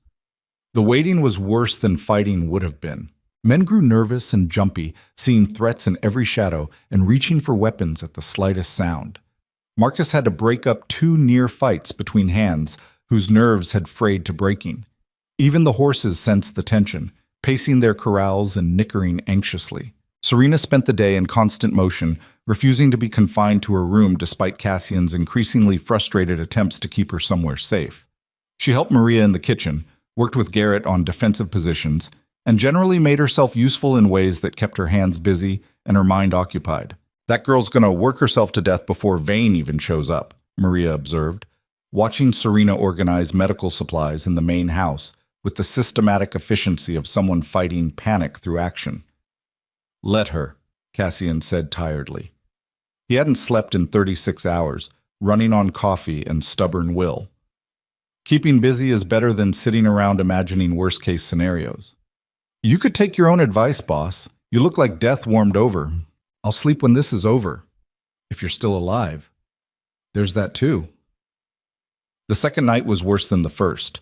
Every sound brought men scrambling to positions, rifles ready, only to discover it was just the wind or a coyote or their own imagination. False alarms wore down the defenders faster than actual combat would have. Each surge of adrenaline followed by the crash that came after. Cassian was making his third patrol around the perimeter when Garrett intercepted him near the eastern fence line. "Boss, we've got a problem." "What kind of problem?" "The waiting kind. Men are starting to think maybe Vane was bluffing, that maybe he's not coming after all." And if they think it's over, they'll let their guard down. Then Vane hits us, and we're not ready. Garrett spat into the dirt. "Seen it happen in the war. Enemy lets you stew in your own nerves for a few days, then attacks when you've convinced yourself it's safe. Works every time." "So what do you suggest?" "We go to him, take the fight to Vane before he brings it here." Cassian considered that, seeing the appeal. A strike on Vane's ranch would shift the dynamic completely, put the trafficker on the defensive instead of keeping Mercer Ranch under siege. But it would also mean leaving the property vulnerable and potentially walking into a trap. "I can't risk it," Cassian said finally. "If we move most of our force out for an attack and Vane's actually watching, he could slip past us and hit the ranch while we're gone, including Serena. Then we wait and hope our men don't crack before Vane makes his move. That's about the size of it." They continued the patrol in silence, two men walking through darkness and trying not to think about how many ways this could end badly. The attack came on the third day, just after noon, when the sun was high and hot, and everyone had been awake for too long. Santos spotted them first, riders approaching from the southeast, kicking up dust in a long trail that said they weren't trying to hide their approach. He rang the bell 3 times fast, the signal for hostile contact, and the ranch exploded into activity. Cassian was in the barn checking supplies when the alarm sounded. He grabbed his rifle and ran for the main yard, where Marcus was already organizing the defense. Men poured from bunkhouses and corrals, taking positions behind the barriers they'd spent 3 days building. "How many?" Cassian demanded. "At least 30, Marcus replied, squinting through a spyglass. "Maybe more. They're spreading out. Looks like they're planning to surround us." "Where's Serena?" "Main house. Garrett's with her." That was something, at least. Cassian moved to the front line, where a barricade of overturned wagons and stacked timber provided cover facing the main road. His men were already in position, rifles ready, expressions tight, with the particular fear that came right before violence started. The riders came within 100 yards and stopped, fanning out in a loose semicircle that cut off the southern and eastern approaches. Cassian counted quickly, 32 men, all armed, several of them carrying torches despite the bright afternoon sun. Vane rode at the center of the formation, his gray horse stamping nervously. He was dressed for business again, though he'd traded his expensive suit for something more practical. A rifle rested across his saddle, and his face wore the expression of a man who'd run out of patience for negotiations. "Mercer!" His voice carried across the distance, amplified by rage barely held in check. "Your time's up! Send out the girl or we'll come in and get her!" Cassian stepped out from behind the barricade, rifle in hand but pointed at the ground. Not threatening, but not backing down either. "I told you what would happen if you came back uninvited. Last chance to leave before people start dying. You're outnumbered and outgunned. You think your ranch hands can stand against men who actually know how to fight?" Vane gestured to his riders, several of whom looked like professional enforcers rather than simple ranch workers. "This is your last chance, Mercer. Give me the girl and maybe I'll let you keep your ranch. Otherwise, we burn it all down and take her anyway. Come try 'em." The words hung in the air like a death sentence. Vane's face darkened, and Cassian could see the calculation happening behind his eyes. The trafficker had probably expected fear, maybe a last-minute cave to avoid bloodshed. Instead, he was facing a wealthy rancher who seemed perfectly willing to turn this into a war. "You're making a mistake," Vane said, his voice dropping to something colder, more dangerous. "You have no idea who you're dealing with. The connections I have, the people who owe me favors, don't care." Cassian cut him off. "Last time I'm saying this, get off my land or I'll put you in the ground." For one long moment, everything balanced on a knife's edge. The two groups of men faced each other across 100 yards of dust and scrub, fingers on triggers, waiting for someone to make the choice that would turn this from standoff to slaughter. Then one of Vane's men, young and nervous and probably eager to prove himself, fired his rifle into the air like some kind of signal. Everything went to hell. The Mercer hands opened fire instantly, a ragged volley that ripped through Vane's formation. 2 men went down immediately, one screaming and clutching his leg, the other silent and still. Horses reared and bolted, turning the organized assault into chaos. Vane's men returned fire, bullets slamming into the barricades and kicking up fountains of splinters. Cassian dropped behind cover as a round whined past his head, close enough to feel the displaced air. Around him, his men were working rifles and revolvers with the desperation of people who knew they were fighting for their lives. "Hold the line!" Marcus was shouting, moving behind the barricade and squeezing off shots with the efficiency of someone who'd done this before. "Make every shot count!" Cassian sighted down his rifle at a man trying to flank their position and squeezed the trigger. The recoil kicked against his shoulder, and the man went down hard, his horse continuing without him. No time to think about whether he'd killed someone. Another rider was already taking his place, firing a revolver wildly in their direction.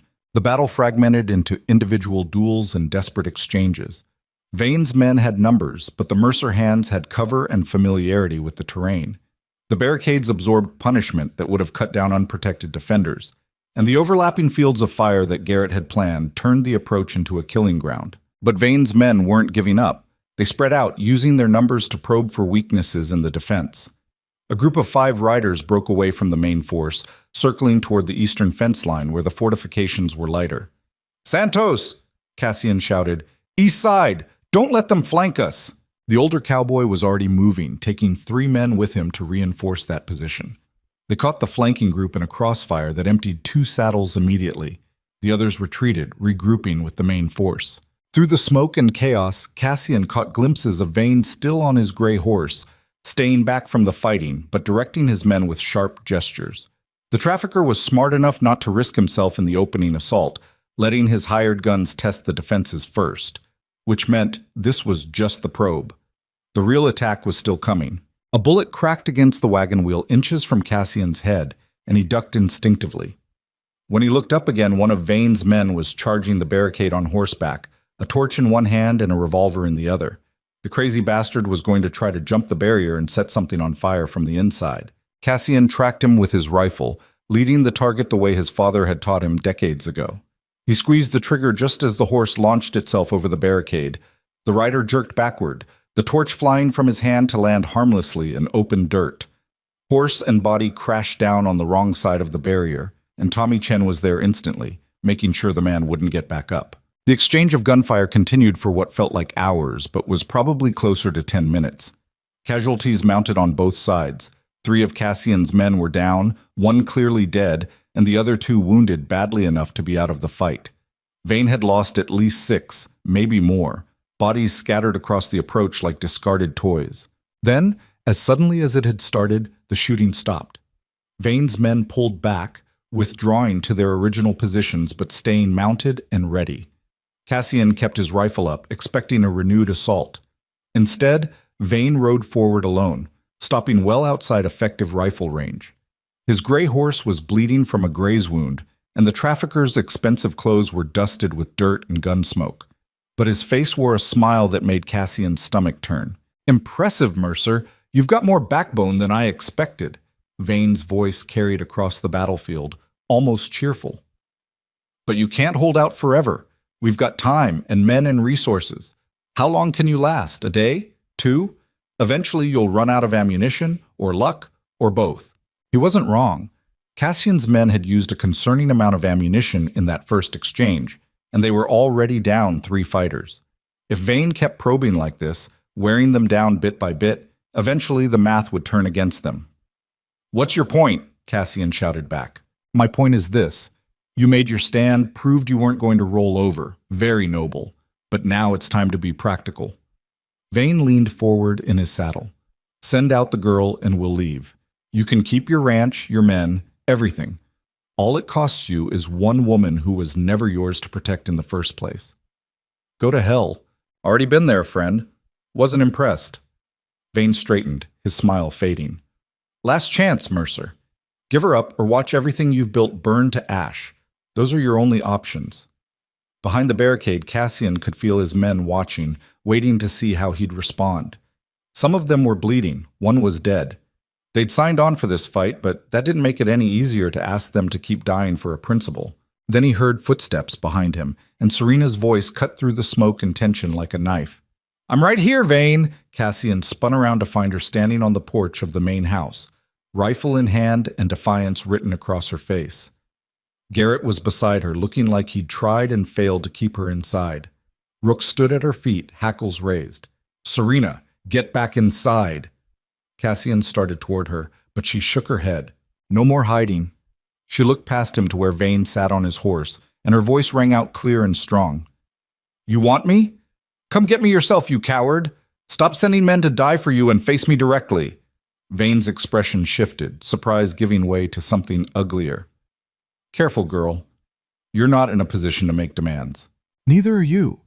You thought Cassian would just hand me over to avoid a fight, but he didn't. You thought your men could just ride in here and take whatever they wanted, but they can't. Serena moved down the porch steps, and Cassian noticed her hands were steady on the rifle, despite the fear that had to be screaming through her. You built your whole empire on people being too scared to fight back. Well, I'm done being scared. Brave words from a woman hiding behind hired guns.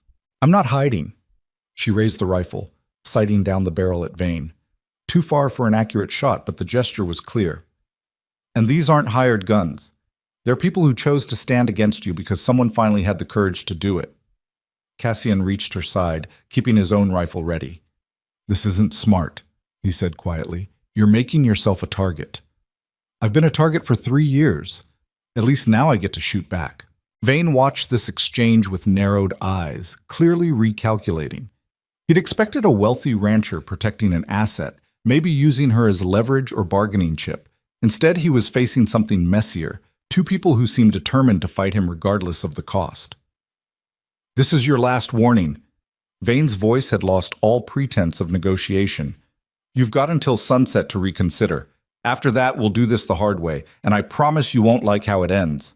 He turned his horse and rode back to his men, and together they withdrew down the road. Not retreating, regrouping, planning their next move. The defenders held their positions until Vane's force was completely out of sight. Then the tension broke like a snapped wire, men slumping behind their barricades and breathing hard with the aftermath of adrenaline. Someone was crying. Someone else was throwing up. Tommy Chen was staring at his hands like he couldn't believe what they'd just done. Marcus started organizing immediately, barking orders for the wounded to be moved to the main house, for ammunition to be redistributed, for the dead to be covered with dignity until they could be properly buried. The machine of survival ground forward despite the shock and fear. Cassian turned to Serena, ready to lecture her about staying inside where it was safe, but the words died when he saw her face. She was shaking head to toe, the rifle trembling in her hands, eyes wide with the realization of how close she'd just come to dying. I thought, her voice cracked, I thought if I showed him I wasn't afraid, maybe he'd... You were incredibly brave and incredibly stupid. Cassian gently took the rifle from her before she could accidentally shoot someone. Don't do that again. Did it help? What I said? I don't know, maybe. Or maybe you just made him angrier. He guided her back toward the house, aware that every eye was on them. Either way, you're not going out there again. That's not negotiable. For once, she didn't argue. Inside the main house, Maria had converted the dining room into a makeshift hospital. 2 men lay on the table, Pete with a bullet through his shoulder, and another hand named Jack who'd taken a round to the gut and probably wouldn't make it through the night. Doc Morrison was already there, having heard the gunfire from his practice in town and ridden out immediately. How bad? Cassian asked, watching the doctor work. Pete will live if infection doesn't set in. Jack... Morrison shook his head. Get him comfortable. That's all we can do. Cassian moved to Jack's side. The wounded man was maybe 30, had worked for the ranch for 2 years, sent money home to his mother in Kansas. He looked up at Cassian with pain-glazed eyes and tried to smile. Did we win, boss? We held them off. You did good, Jack. That girl, worth it? Yeah, she's worth it. Jack nodded like that settled something important. Then his eyes closed and his breathing went shallow. He lasted another hour before slipping away quietly, Maria holding his hand and whispering things that might have been prayers or might have just been comfort. They buried him at sunset in the small cemetery behind the main house, where Cassian's wife and parents already rested. It was a quick service, no time for proper ceremony with Vane's promised assault still hanging over them. The men stood in a rough circle while Marcus said a few words about courage and sacrifice. And then they lowered Jack into the ground and got back to preparing for war. Serena watched from the porch, Rook pressed against her leg. She'd cried through the entire burial, silent tears that she kept wiping away angrily. One man dead because she'd refused to accept what Vane wanted to do to her. One man who'd never see his mother again, never get to go home, never get another chance at anything because he'd stood between her and people who saw her as property. She was still standing there when full dark fell and Cassian found her. "You should eat something," he said. "Maria's got stew inside." "I'm not hungry." "You need to keep your strength up." "For what? So I can watch more people die tomorrow?" She turned to face him, and her expression was haunted. Jack had a mother in Kansas. Pete's got a wife and baby girl in Silver Creek. Tommy's only 22 years old. How many more are going to die before you admit this is insane? "I don't know," Cassian said honestly. "But turning back now won't bring Jack back, won't undo what's already happened. So we just keep going? Keep fighting until everyone's dead?" "We keep going until Vane gives up, or we do. Those are the options." He moved beside her, both of them staring out at the darkness where threats waited. "I won't lie to you, Serena. Tomorrow's going to be worse. Vane's going to come at us with everything he has, and some of us probably won't survive it. Maybe including me." "Don't say that." "Why not? It's true. This isn't some story where the good guys win just because they're good. Sometimes they lose, sometimes they die. But they still have to fight, because the alternative is letting people like Vane do whatever they want without consequences." Serena was quiet for a long moment. Then she said, very softly, "I don't want you to die for me. I know. But I'm not doing this for you anymore. I'm doing it because if I don't, I'll spend the rest of my life knowing I had the power to stop someone like Vane and chose not to because it was dangerous, and I can't live with that." "Even if it kills you?" "Even then." She turned and wrapped her arms around him, holding on like he was the only solid thing in a world that had turned liquid and treacherous. Cassian returned the embrace, feeling how small she was, how fragile, and wondering if he'd doomed them both with his stubborn refusal to back down. Above them, stars wheeled across a black sky, indifferent to the small human dramas playing out beneath them. Somewhere in the darkness, Vane and his men were planning their next assault, and on Mercer Ranch, 41 defenders prepared to face whatever came at dawn. The war had truly begun now, and nobody knew how it would end. They didn't have to wait until dawn. The attack came at 2 in the morning, announced by the smell of smoke and the orange glow spreading across the western pastures. Cassian jerked awake in the chair where he'd been dozing, his hand automatically reaching for the rifle propped against the wall. Through the study window, he could see flames crawling across the grassland like living things, pushed by wind that shouldn't have been blowing that direction. Vane had set the valley on fire. The alarm bell started ringing before Cassian made it downstairs, Marcus's voice cutting through the chaos with orders that barely rose above the roar of panic. Men were scrambling from the bunkhouses, some half-dressed, all of them armed and terrified in equal measure. The smell of burning grass was already thick enough to choke on. "Boss," Marcus caught him at the base of the stairs. "They fired the western range, wind's pushing it straight toward us." "Where's Vane's men?" "Can't see them yet, but they're out there, using the smoke as cover." The foreman's face was smudged with ash already. "Smart bastard. We can't defend against an attack we can't see coming." Cassian moved to the porch, trying to assess the situation through smoke that turned the night into something from a nightmare. The fire stretched across maybe 2 miles of grassland, a wall of flame that would hit the ranch buildings within the hour if they couldn't stop it. And somewhere behind that wall, Vane's men were advancing under cover of smoke and darkness. "Get everyone to the fire breaks," Cassian shouted. "We stop that fire before it reaches the buildings, or we lose everything." They'd prepared fire breaks after the barn burning, cleared strips of land designed to halt the spread of flames by removing fuel.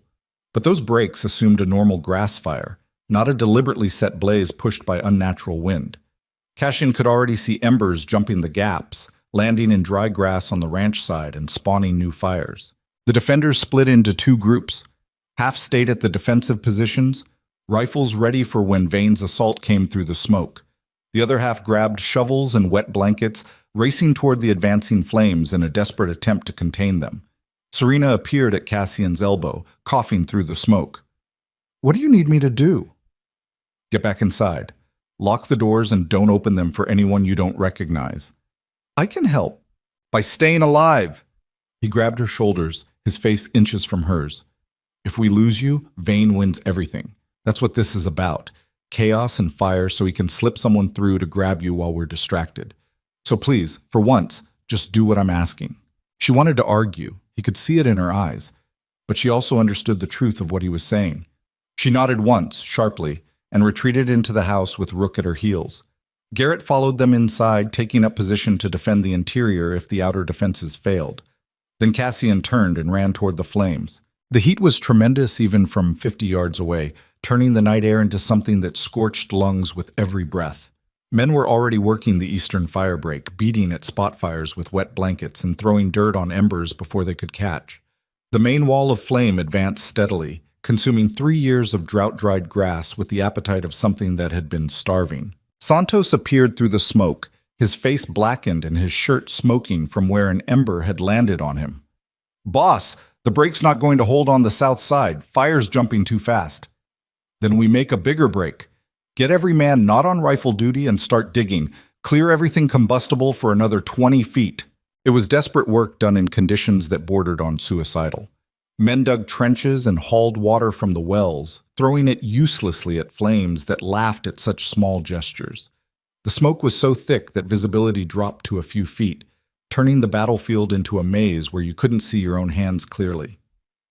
That's when Vane's men struck. The first indication was gunfire from the northern defensive line, muzzle flashes cutting through the smoke like lightning. Cassian spun toward the sound, just as Marcus's voice rose in a shout that was half warning, half battle cry. "Contact north! They're coming through!" Cassian ran back toward the barricades, trying to process combat on 2 fronts simultaneously. The fire continued its advance behind him, but if Vane's men breached the defenses, fire would be the least of their problems. He reached the northern line to find it already locked in desperate fighting. Vane's men were using the smoke perfectly, appearing like ghosts to fire a few shots before vanishing back into the haze. The defenders were shooting at shadows and sounds, wasting ammunition on targets that mostly weren't there. It was guerrilla warfare at its ugliest, designed to sow confusion and fear. Then a group of riders materialized from the smoke at full gallop, charging the barricade in a coordinated assault that spoke of military training. There were maybe 8 of them, firing revolvers and rifles from horseback, screaming like demons. They hit the defensive line like a hammer, jumping barriers and forcing hand-to-hand combat in spaces too close for rifles. Cassian shot the lead rider as he vaulted the barricade, the man's momentum carrying his corpse into Tommy Chen and knocking the young cowboy down. Another attacker swung a rifle like a club, catching one of the Mercer hands across the face hard enough to shatter bone. The defender went down and didn't move. Pure chaos for 30 seconds. Men grappling in smoke-choked darkness, knives and gun butts and desperate fists. Cassian blocked a knife thrust aimed at his ribs, twisted the attacker's wrist until something snapped, and shoved him backward into someone else. A gunshot deafened him, muzzle flash burning his vision, and when he could see again there was a body at his feet that might have been friend or enemy. Then Marcus was there with a shotgun, firing both barrels into the mass of attackers at point-blank range. The double blast cleared space instantly, and suddenly the assault broke. The surviving attackers retreated back into the smoke, leaving 4 of their own dead or dying behind the barricade. "Reload!" Marcus was shouting, his voice raw. "Watch for a second wave!" But the second wave didn't come. Instead, more gunfire erupted from the eastern defensive line, then the southern. Vane was hitting them everywhere at once, probing for weaknesses, trying to spread their forces too thin to effectively defend anything. "He's trying to overwhelm us!" Tommy shouted, blood streaming from a cut above his eye. "We can't be everywhere!" He was right. They were 41 defenders trying to protect a perimeter designed for twice that number, while also fighting a fire that threatened to consume everything regardless of who won the battle. The math was turning against them, exactly as Vane had planned. Cassian made a decision that felt like cutting off his own arm. "Pull back! Everyone fall back to the inner perimeter!" "Boss, if we give up the outer defenses," Marcus started. "We can't hold them! We're spread too thin and that fire's about to hit the buildings anyway!" Cassian fired twice more into the smoke, not sure if he hit anything. "Concentrate everyone around the main house and bunkhouses. Make them fight through hell to reach us." It went against every instinct to give up ground they'd worked so hard to fortify. But fighting for territory they couldn't defend would just get more of his people killed. Better to consolidate, make Vane pay in blood for every foot he advanced, and protect what actually mattered. The withdrawal happened in stages, men pulling back from defensive positions while covering each other's retreat. It was messy and dangerous, the kind of maneuver that could turn into a rout if panic took hold. But Marcus kept them organized, and somehow they made it back to the tighter defensive ring around the core ranch buildings without losing anyone else. The fire reached the outer buildings 10 minutes later. The old storage barn that hadn't burned in the first attack went up like tinder, flames climbing toward the night sky in a pillar of light and heat. One of the equipment sheds followed, then another barn they'd been using for hay storage. The explosions when the stored fuel caught threw burning debris in all directions, starting new fires that threatened the main structures. Wet down the roofs! Cassian was everywhere at once, directing men to soak the remaining buildings with well water while others maintained defensive positions. Don't let those embers catch! It became a surreal dance of fire and violence, men switching between fighting flames and fighting Vane's assaults without pause. The attackers kept coming in small groups, hitting hard and fast before withdrawing, never giving the defenders a moment to rest or organize. It was exhausting warfare designed to break them through attrition rather than direct confrontation. Somewhere around 4 a.m, during a brief lull in the attacks, Cassian found himself standing in front of the main house with Santos. Both men were covered in soot and ash, their clothes scorched, hands blistered from fire and fighting. The older cowboy was bleeding from a shallow cut across his forearm, though he didn't seem to notice. "We can't keep this up much longer," Santos said quietly. "Men are exhausted. We're running low on ammunition, and that fire's still burning." "I know." "So what's the plan, boss? Because right now it feels like we're just waiting to die." Cassian didn't have a good answer. The plan had been to hold the ranch until Vane gave up or reinforcements arrived. But no reinforcements were coming. Marshal Crawford wasn't going to risk his neck, and the other ranchers had made it clear this was Cassian's problem, not theirs, which meant they were on their own, and the situation was deteriorating faster than he'd anticipated. Then he saw movement in the smoke to the south. Not Vane's men, but something else. Figures on foot, moving with purpose toward the main house. He raised his rifle, but Santos caught his arm. "Wait, those aren't attackers." The figures emerged from the smoke, and Cassian felt something cold settle in his stomach. They were women. 5 of them, ragged and terrified, stumbling toward the ranch buildings like refugees fleeing a war zone. One was bleeding, another was barefoot. All of them looked like they'd been to hell and barely made it back. "Who the hell?" Cassian started. Then the lead woman looked up, and Cassian recognized the hollow expression he'd seen on Serena's face when she first woke up in his guest room. These weren't random refugees. These were more of Vane's victims, either escaped or released deliberately as part of whatever game he was playing. The women reached the defensive perimeter, and Tommy Chen helped them through the barricade. They collapsed immediately, too exhausted or traumatized to stand. Maria appeared from somewhere, taking charge with the efficiency of someone who'd seen too much suffering to be shocked by more of it. "What happened?" Maria asked the lead woman gently. "Where did you come from?" "Vane's camp." The woman's voice was hoarse, damaged. "He let us go. Said to tell Mercer that he'll keep sending us one by one until he gets back what's his." "He's using them as distractions," Santos said grimly. "While we're dealing with refugees, his men can move into position." He was right. Even now, Cassian could see more figures moving in the smoke. These ones carrying rifles and moving with the careful precision of trained fighters.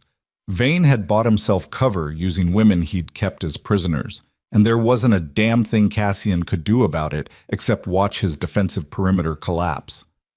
"Get them inside," Cassian ordered. "Maria, take them to the kitchen. Give them water and whatever else they need." "Boss, this could be a trick," Marcus warned. "They could be working with Vane." "Look at them, Marcus. They're half dead." Cassian watched as Maria helped the women toward the house. Vane's evil, not stupid. He wouldn't waste assets this damaged on a trick when he could just attack directly. But doubt gnawed at him anyway. What if one of them was carrying a weapon? What if they'd been sent to open the doors from inside while everyone was distracted? There were too many variables, too many ways this could go catastrophically wrong. The attack resumed before he could process further. This time it came from all sides simultaneously, a coordinated assault that suggested Vane had finally committed everything he had. Gunfire erupted from 3 directions, and suddenly the inner perimeter was under siege from forces that outnumbered them 2 to 1. Cassian found himself fighting alongside men whose names he barely knew, all of them united by the desperate knowledge that losing meant death. A bullet cracked past his head close enough to part his hair. He returned fire blindly into the smoke, heard someone scream, couldn't tell if it was friend or enemy.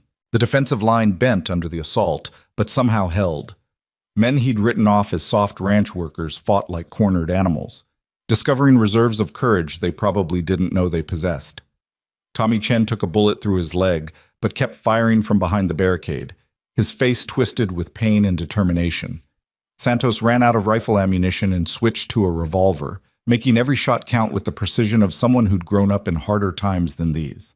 And through it all, the fire continued burning, consuming the western range and advancing steadily toward what remained of the ranch buildings. They were caught between flames and violence, with no good options and time running out.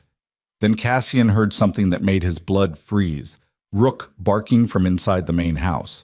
Not his normal alert bark, but something frantic, terrified. The sound of a dog who'd found an intruder. "The house!" Cassian spun away from the defensive line. "Vane's inside!" He didn't wait for backup, just ran toward the main entrance with his rifle up and his heart hammering. The door was still locked from the inside. How had someone gotten through? Unless one of those refugee women had opened it, either through coercion or because she was working with Vane after all. Cassian kicked the door open and plunged into smoke-filled darkness. The interior of the house was chaos, furniture overturned, the smell of gunpowder mixing with smoke from outside. Rook's barking came from upstairs, mixed with the sound of breaking glass and a woman's scream. Serena. He took the stairs 3 at a time, emerging into the second-floor hallway just as a man came crashing through one of the bedroom doors.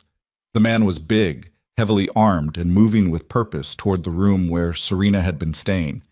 Garrett appeared behind him, blood streaming from a head wound, trying desperately to stop the intruder before he reached his target. Cassian didn't hesitate. He fired his rifle from the hip, the shot going wild but close enough to make the intruder dive for cover.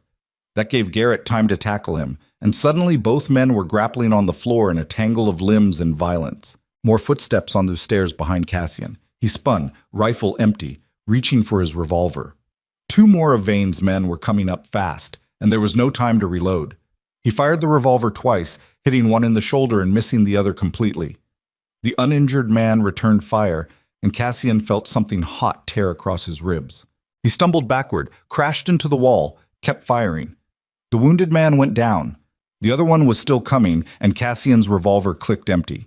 He threw it at the attacker's face in a last desperate gesture, then braced himself for the bullet that would end this. The shot came, but not from the direction he expected. Serena stood at the end of the hallway, the rifle Garrett had given her smoking in her hands. The attacking man looked down at the spreading red stain on his chest with an expression of dumb surprise, then collapsed like a puppet with cut strings. For one frozen moment, Cassian and Serena just stared at each other across the hallway, filled with smoke and bodies. Then Rook appeared from Serena's room, fur matted with blood that probably wasn't his, and pressed against her leg with a whine that said he'd done everything he could, but it hadn't been enough. "Are you hurt?" Cassian managed, pressing one hand against the wound in his ribs. "No, you are." She was moving toward him, the rifle forgotten. "We need to—" The window behind her exploded inward in a shower of glass. A man came through it, using a rope to swing from the roof, and before anyone could react, he had his arm around Serena's throat and a knife pressed to her ribs. Malric Vane had finally decided to handle this personally. He looked nothing like the polished businessman who'd ridden up to the ranch days ago. His expensive clothes were torn and stained, his face smudged with soot, and there was a wildness in his eyes that suggested he'd moved beyond rational calculation into something more dangerous. A man who'd been humiliated and was now willing to burn everything down rather than admit defeat. "Drop the gun, Mercer," Vane said calmly, the knife point dimpling Serena's skin. "Or I open her up right here and let her bleed out on your expensive carpet." Cassian's rifle was still empty, his revolver somewhere on the floor. Garrett was down the hallway still fighting with the other intruder. It was just him and Vane and Serena caught between them, with no good moves left on the board. "You can't get out of here alive," Cassian said, buying time he didn't have. My men have the house surrounded. Even if you kill her, you'll never make it past them. Maybe, or maybe I just don't care anymore. Vane smiled, and it was the smile of a man who'd already lost everything that mattered and was now interested only in revenge. You humiliated me, Mercer. Cost me men, money, reputation. Everyone's going to hear about how some rich rancher stood up to me, and I couldn't do anything about it. That's bad for business. So leave. Take your remaining men and go. I won't follow. No, I don't think so. Vane pressed the knife harder, and Serena gasped as it drew blood. I think instead I'll make an example. Show everyone what happens when you interfere in my operations, starting with this girl who thinks she's worth all this trouble. She is worth it, Cassian said quietly. That's what you've never understood. She's not property or leverage or a business asset. She's a human being who deserves to be free, and I'll die before I let you take that from her. How noble. But you know what? I think you're going to die anyway. Vane shifted the knife, preparing to drive it home. Serena closed her eyes, and Cassian knew with absolute certainty that he was about to watch her die, and there was nothing he could do to stop it. Then Rook launched himself at Vane's leg with a snarl that was pure fury. The dog hit like a cannonball, 70 pounds of scarred muscle and protective rage. His teeth found flesh and bone, and Vane screamed, his grip on Serena loosening just enough for her to tear herself free. She dove to the side as the knife slashed through empty air where she'd been standing. Cassian was already moving. He closed the distance in 2 strides, catching Vane's knife hand before the man could recover. They grappled for control, crashing into the wall hard enough to crack plaster. Vane was strong and desperate, fighting with the fury of someone who'd lost everything. But Cassian was fighting for something that mattered more than pride or money or reputation. He was fighting for people who'd trusted him to keep them safe. The knife clattered to the floor. Cassian drove his fist into Vane's face once, twice, feeling cartilage crunch.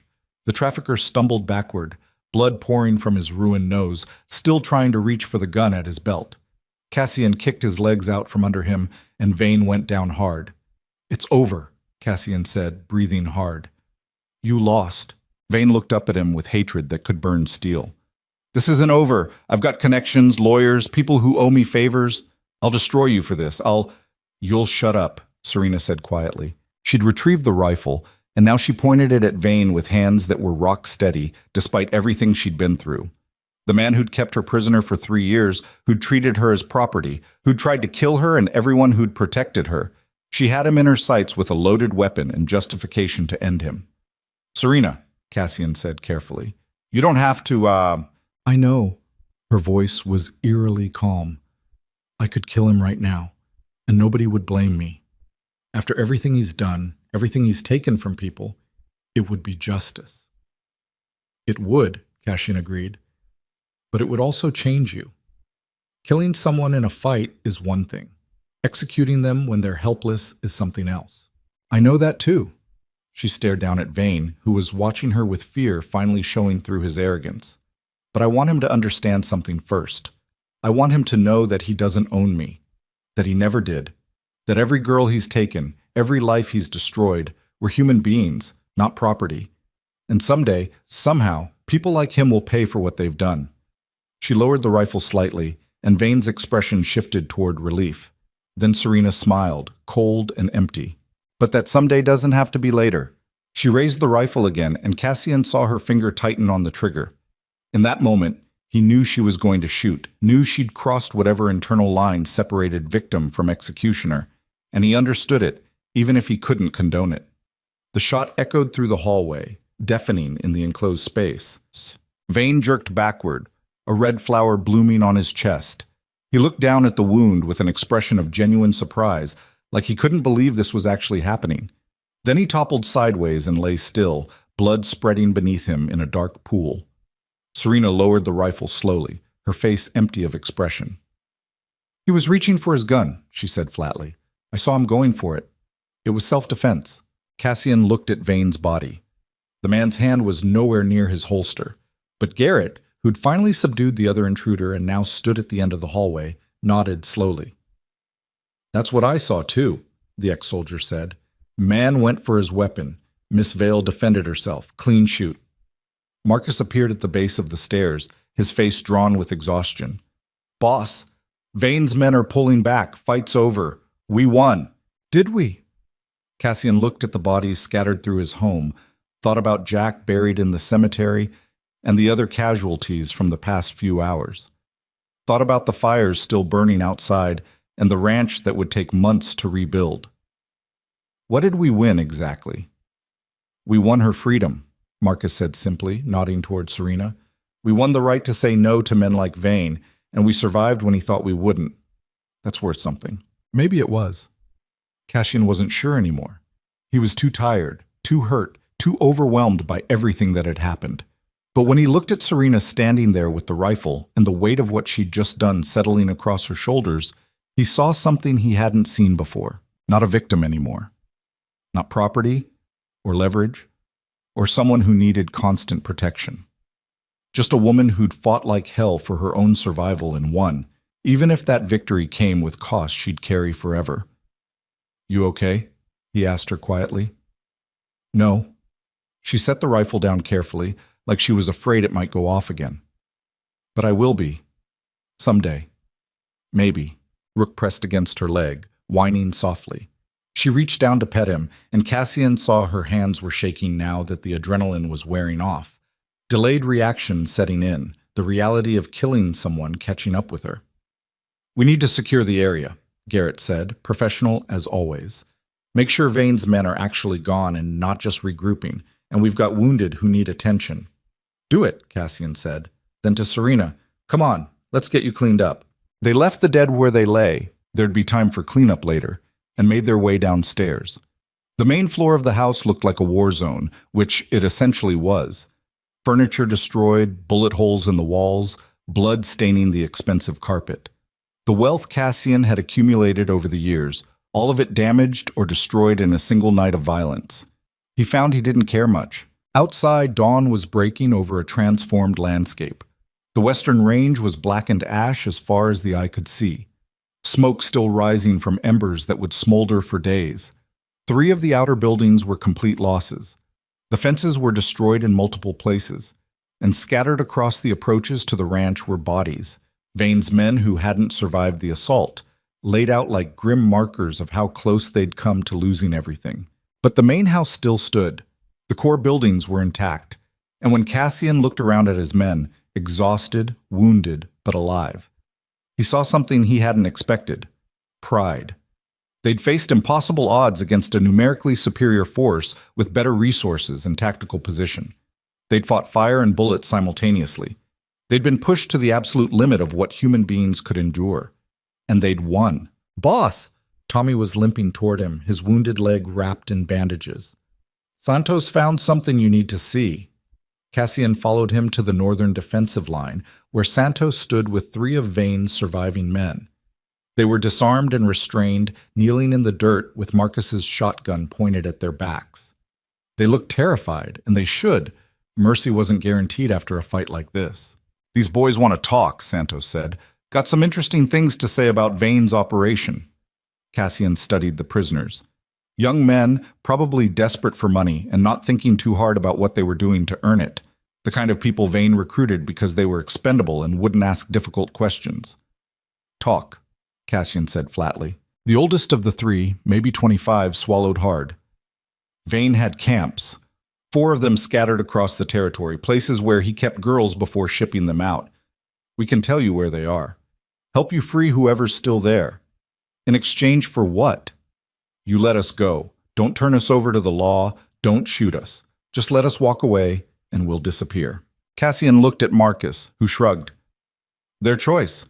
They can help or they can face whatever justice Crawford pretends to dispense. Either way, we get the information eventually. Write down the locations," Cassian told the prisoners. "Every detail you know about the camps, the people running them, the routes they use. Give me everything, and I'll let you walk. But if I find out you held back or lied, I'll hunt you down myself. Understand?" They understood. 30 minutes later, Cassian had a list of 4 locations and enough details to shut down Vane's entire trafficking network. It wouldn't bring back the girls who'd already been sold or killed. Wouldn't undo the years of suffering Vane had inflicted on hundreds of victims. But it was something. A start toward making sure his death meant more than just one bad man removed from the world. The sun climbed higher, burning away the smoke and revealing the full extent of the damage. Cassian stood in the middle of his war-torn ranch and tried to calculate what it would cost to rebuild. The money wasn't an issue. He had enough saved to reconstruct everything twice over. But the time, the effort, the psychological toll of what they'd all been through, that couldn't be measured in dollars. What now? Serena appeared beside him, her face cleaned up but her eyes still carrying the haunted look of someone who'd just taken a life. Vane's dead. His operations exposed. What happens next? We rebuild, and we make sure every girl in those camps gets freed and gets help starting over. Cassian paused. And you decide what you want to do. You're free now, Serena. Actually free. You can stay here, or you can go anywhere you want. Mexico, California, back east, if that's what you choose. I'll give you enough money to start fresh wherever you end up. She was quiet for a long time, looking out over the burned landscape. Then she said something that surprised him. I think I'll stay. If you'll have me. You want to stay here after everything that just happened? Especially after everything that just happened. She turned to face him. You gave me something I haven't had in 3 years. The choice to decide my own future. And I'm choosing to stay here and help rebuild this place. Help turn it into something better than it was. It's going to be hard work. Months of it. Probably years before things are back to normal. Good. I'm done with easy. Easy is how I ended up sold to Vane in the first place. She managed a small smile, the first genuine one he'd seen from her. Besides, someone needs to make sure you don't get yourself killed doing something noble and stupid again. Cassian found himself smiling back, despite the pain and exhaustion and overwhelming weight of everything they'd been through. Deal. But I'm putting you on payroll. You work here, you get paid like everyone else. Fine. But I want Rook's salary too. He did most of the actual work. They stood there together as the sun rose higher, two damaged people who'd somehow survived hell and come out the other side, changed but not broken. Around them, the ranch began the slow process of recovery. Men clearing debris, tending wounded, putting out the last of the fires. It would take time. There would be more challenges, more threats, more moments where everything felt hopeless. But they'd faced the worst and survived. And that, Cassian thought, was worth more than all the wealth he'd accumulated over a lifetime of building his empire. Spring came to Mercer Ranch 6 months after the smoke cleared, and with it arrived changes nobody had predicted. The burned western range had regenerated with the first rains, new grass pushing through blackened soil in a stubborn statement about survival that felt appropriate. The destroyed buildings had been rebuilt, not exactly as they were, but different, better in some ways. The scars remained visible if you knew where to look, but they'd become part of the landscape now rather than open wounds. Cassian stood on the rebuilt porch of the main house, watching the morning operations with a cup of coffee that had gone cold while he wasn't paying attention. The ranch looked nothing like it had before Vane's assault, and that was by design. Where there had once been just cattle operations and hired hands, now there were families. The 5 women who'd stumbled out of the smoke during the battle had stayed, and they'd brought others. Word had spread through the underground networks that existed among Vane's victims, whispered conversations about a ranch where you could find safety, where a wealthy rancher asked no questions and expected nothing in return except honest work, if you were capable of it. They'd arrived in groups of 2 and 3 over the months that followed. Women who'd escaped similar situations to Serena's. A widow with 2 children who'd lost everything when her husband died and creditors came calling. An older woman who'd worked as a cook in one of Vane's camps and helped a dozen girls escape before fleeing herself. Even a few men, drifters who'd been pressed into working for trafficking operations and wanted to make amends for what they'd been part of. The ranch had absorbed them all, transforming from a cattle empire into something that resembled a community more than a business. You look like you're thinking too hard again, Serena said, appearing beside him with her own coffee. She'd changed over the 6 months too, filled out from regular meals, her face no longer carrying the gaunt desperation of someone constantly prepared to run. She wore working clothes that actually fit her now, and a revolver rested comfortably at her hip like it belonged there. Just calculating costs, Cassian admitted, feeding and housing 63 people instead of 47, the additional supply runs, the expansion of the bunkhouses. And we're still profitable, barely, but I'm not doing this for profit anymore. Serena smiled, the expression coming easier to her these days. The great Cassian Mercer, Cattle baron turned reluctant humanitarian. Never thought I'd see it. Neither did I. He took a sip of the cold coffee, grimaced, and dumped it over the porch rail. Marcus thinks I've lost my mind, says we're one bad season away from bankruptcy if I keep taking in every stray that shows up. Marcus has been saying that for 4 months, and we're still here. True, but he's not wrong about the risk. They stood in comfortable silence, watching Tommy Chen teach a group of children how to ride. The young cowboy had recovered from his leg wound and discovered he had a talent for working with kids, probably because he was barely older than a kid himself. His patience was infinite, his instructions clear, and the children adored him. "Have you thought about what we discussed?" Serena asked after a moment, her tone carefully casual. Cassian knew what she was referring to. They'd been having the same conversation for weeks now, circling around it without committing. About formalizing this? Making it official? A sanctuary. Not just a ranch that happens to help people, but an actual organization dedicated to it. She turned to face him fully. "We've already got the infrastructure. We're already doing the work. Why not make it permanent?" Because permanent means responsibility. Means we can't just close the doors if things get too difficult or dangerous. When has anything about this place ever been safe? She had a point. Cassian, we've freed 42 women from those camps you raided. 42 people who would still be trapped in that hell if you hadn't used the information Vane's men gave you. And now they're here, building new lives, and more keep coming. This is bigger than just cattle and profit. I know. He did know. Had known since the first group of refugees arrived, and he'd realized he couldn't turn them away even if he'd wanted to. "I'm just not sure I'm the right person to run something like this. I'm a rancher, not a whatever this requires." "You're someone who cares enough to try. That's more than most people can say." Serena's voice softened. "And you're not doing it alone. I'm here. Marcus is here. Maria, Santos, Garrett, Tommy, everyone who fought beside you is still here because they believe in what we're building." Before Cassian could respond, Marcus appeared around the corner of the house, his weathered face set in the expression that usually meant problems. "Boss, we've got visitors. 4 riders coming up from the south."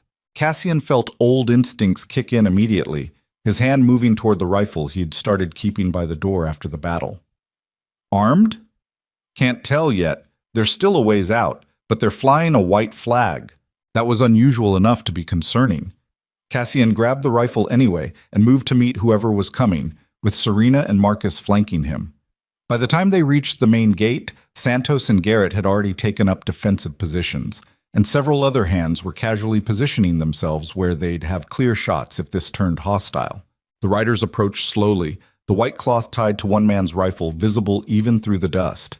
As they got closer, Cassian recognized the lead rider and felt his stomach drop. Marshal William Crawford, looking even more tired and worn than the last time Cassian had seen him. The 3 men with him wore badges too, deputies or federal marshals, hard to tell at this distance. "Mercer," Crawford called out when they were within speaking range. "We need to talk. Can we approach?" Cassian considered making them stand in the sun and shout their business from a distance, then decided that was petty even by his standards. "Come ahead. But know that you're covered." The 4 lawmen rode up to the gate and dismounted, and Cassian got his first good look at Crawford's companions. One was definitely federal. His badge said U.S. Marshal, and he had the hard-eyed competence that suggested he actually knew his job. The other 2 were younger, local deputies who looked nervous about being here. "This is Marshal Henry Garrett," Crawford said, indicating the federal man. "No relation to your Garrett, far as I know. He's been investigating Malric Vane's operation for the past 8 months. "Little late for that," Cassian said flatly. "Vane's dead. His operations shut down." "I'm aware." The federal marshal stepped forward, and his expression was difficult to read. "That's actually why we're here. We need to discuss what happened the night Vane died, and what you've been doing since." Cassian felt Serena tense beside him. They'd discussed this possibility, that eventually someone would come asking difficult questions about the battle, about Vane's death, about how a civilian rancher had managed to destroy a trafficking network that federal authorities had been unable to touch. "We defended our property against an armed assault," Cassian said carefully. "Everything we did was legal self-defense." "That's one interpretation," Marshal Garrett agreed. "The other interpretation is that you conducted an unauthorized military operation, killed a dozen men, and then raided 4 separate locations across 3 counties without legal authority. Those locations were holding kidnapped women. I freed them. With what authority? Basic human decency. You should try it sometime. Crawford winced, but Marshal Garrett just smiled slightly. I'm not here to arrest you, Mercer. If I was, I would have brought more men. I'm here because what you did, however illegal it might technically have been, accomplished more in 6 months than my investigation had managed in 8. And I want to know how. That wasn't what Cassian had expected. He exchanged glances with Marcus, who shrugged in his typical way that meant proceed with caution. Come inside, Cassian said finally. We'll talk where it's cooler. They gathered in the main house study, which had been repaired after the battle, but still showed scars in the plaster where bullets had impacted. Maria brought coffee and then stationed herself by the door in case these lawmen needed to be thrown out, which Cassian appreciated. Serena sat beside him, and he noticed she'd positioned herself where she could reach the rifle leaning against his desk if necessary. Marshal Garrett accepted the coffee and took a long drink before speaking. I've been tracking Vane's organization since last spring. Had testimonies from 3 victims who managed to escape, documentation of at least 40 women who disappeared through his network, even some financial records showing suspicious transactions. But I couldn't get enough concrete evidence to move against him officially. Why not? Serena asked, her voice hard. You had victims willing to testify. What more did you need? I needed evidence that would hold up in a court where Vane had bought the judge, the prosecutor, and half the jury. I needed to build a case so airtight that his money couldn't crack it. Garrett set down his coffee cup. I was maybe 3 months away from having that when you killed him. He died in self-defense during an assault on my property, Cassian said, with multiple witnesses. I know, I read the reports, talked to some of those witnesses too. Garrett leaned forward. Here's my problem, Mercer. Vane's death created a power vacuum. His network is collapsing, which is good, but it's also scattering his people to the wind. Associates I'd been tracking have disappeared. Evidence has been destroyed. And the trafficking business he ran, that doesn't just stop because one man dies. Someone else will try to fill that gap eventually. So what do you want from me? Information. Names of Vane's associates that you might have learned during your raids. Details about how his operation worked. Anything that can help me shut down what's left of the network before someone else takes it over. Garrett paused. And I want to discuss what you're doing here. This sanctuary you're building. Serena stiffened, but Cassian put a hand on her arm. It's not a sanctuary. It's a working ranch that happens to offer shelter to people who need it. Don't play semantic games with me. I know what you're doing, and I'm not here to stop you. The marshal's expression softened slightly. What you've built here, it's exactly what victims of trafficking need. Somewhere safe to recover, away from the people hunting them. The federal government has programs for this, but they're underfunded and overwhelmed. What you're doing fills a gap we can't. So you want a what? Give me a medal? Cassian couldn't keep the skepticism out of his voice. I want to work with you, officially. Garrett pulled out a folded document from his jacket. This is a provisional license to operate as a protected sanctuary under federal authority. It would give you legal cover for housing refugees and victims, access to some federal funding, and protection from local authorities who might object to what you're doing. Cassian stared at the document like it might explode. In exchange for what? Information sharing. If you learn something about trafficking operations, you pass it to me. If I rescue someone who needs a safe place to recover, I send them here. We coordinate instead of working at cross purposes. Garrett slid the paper across the desk. And you stop conducting unauthorized raids. That part's not negotiable. You want to help? You do it legally from now on. The room fell silent. Cassian picked up the document and scanned it, looking for the trap he knew had to be hidden in the bureaucratic language. But on the surface, it seemed legitimate. Official federal recognition of what they were already doing, with the resources and protection that came with it. I need time to think about this, Cassian said finally. Take a week. But understand, Mercer, what you're doing here has attracted attention. Not all of it friendly. If you're going to continue, you need to be smart about it. That means working within the system, not around it. After the marshals left, Cassian sat in his study, staring at the document, while Serena paced and Marcus stood by the window watching the lawmen ride away. Could be a trap, Marcus said eventually. Get you officially registered, then use that to control what you do and who you help. Could be genuine, Serena countered. Federal resources would let us help more people. And legal protection means Vane's former associates can't come after us without facing federal charges. It also means oversight. Means we can't just do what needs doing without asking permission first. Marcus turned from the window. That bother anyone else? It bothered Cassian. He'd spent 6 months operating outside the system specifically because the system had failed people like Serena. Now that same system was offering to legitimize what he'd built, but at the cost of autonomy and the ability to act quickly when action was needed. What do you think? He asked Serena. She stopped pacing and looked at him directly. I think we're already doing this work whether it's official or not. Having federal backing would let us do more of it, help more people. But it also puts a target on our backs, makes us visible to people who'd rather this kind of sanctuary didn't exist. We already have a target on our backs. Half the territory knows what happened here. True, but there's a difference between being known and being officially sanctioned. She moved to the desk, picking up the document. 6 months ago, I would have told you to burn this and keep operating in the shadows. But I've learned something since then. Sometimes you have to work within broken systems to change them. And maybe that starts with accepting help when it's offered, even if it comes with strings. That's very mature of you, Cassian said, and was rewarded with her throwing a pen at his head. I'm being serious. This is bigger than just us now. Look out that window. We've got 63 people depending on this place for safety and stability. Can we really afford to turn down resources that would help them? She had a point, which annoyed him. Cassian looked at Marcus, who shrugged. Your ranch, boss. Your choice. But for what it's worth, I think the girl's right. We're too visible to keep operating like lone wolves. Might as well get something out of being legitimate.